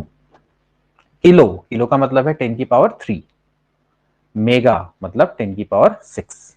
Giga 10 की पावर 9। टेरा 10 की पावर 12। पेटा 10 की पावर 15। एक्सा 10 की पावर 18। ये आपको दोस्तों सिंबल पता होनी चाहिए। ठीक है, तो 1 डेकामीटर में कितने होंगे? 10 मीटर होंगे। ठीक है, आप इसको समझिए। 1 हेक्टोमीटर में आपके 10 रेज़ टू द पावर 2। ठीक, तो इस तरह से। अब ऐसी डेसी है तो 10 की पावर -1। ठीक है, ऐसी सेंटी में 10 की पावर -2। मिली में 10 की पावर -3। माइक्रो में 10 की पावर -6। नैनो में 10 की पावर -9। पीको में 10 की पावर -12। फैम्टो में 10 की पावर -15। एटो में 10 की पावर -18। तो दोस्तों आज के लिए इतना ही, मिलते हैं नेक्स्ट क्लास में, तब तक के लिए take care and good bye.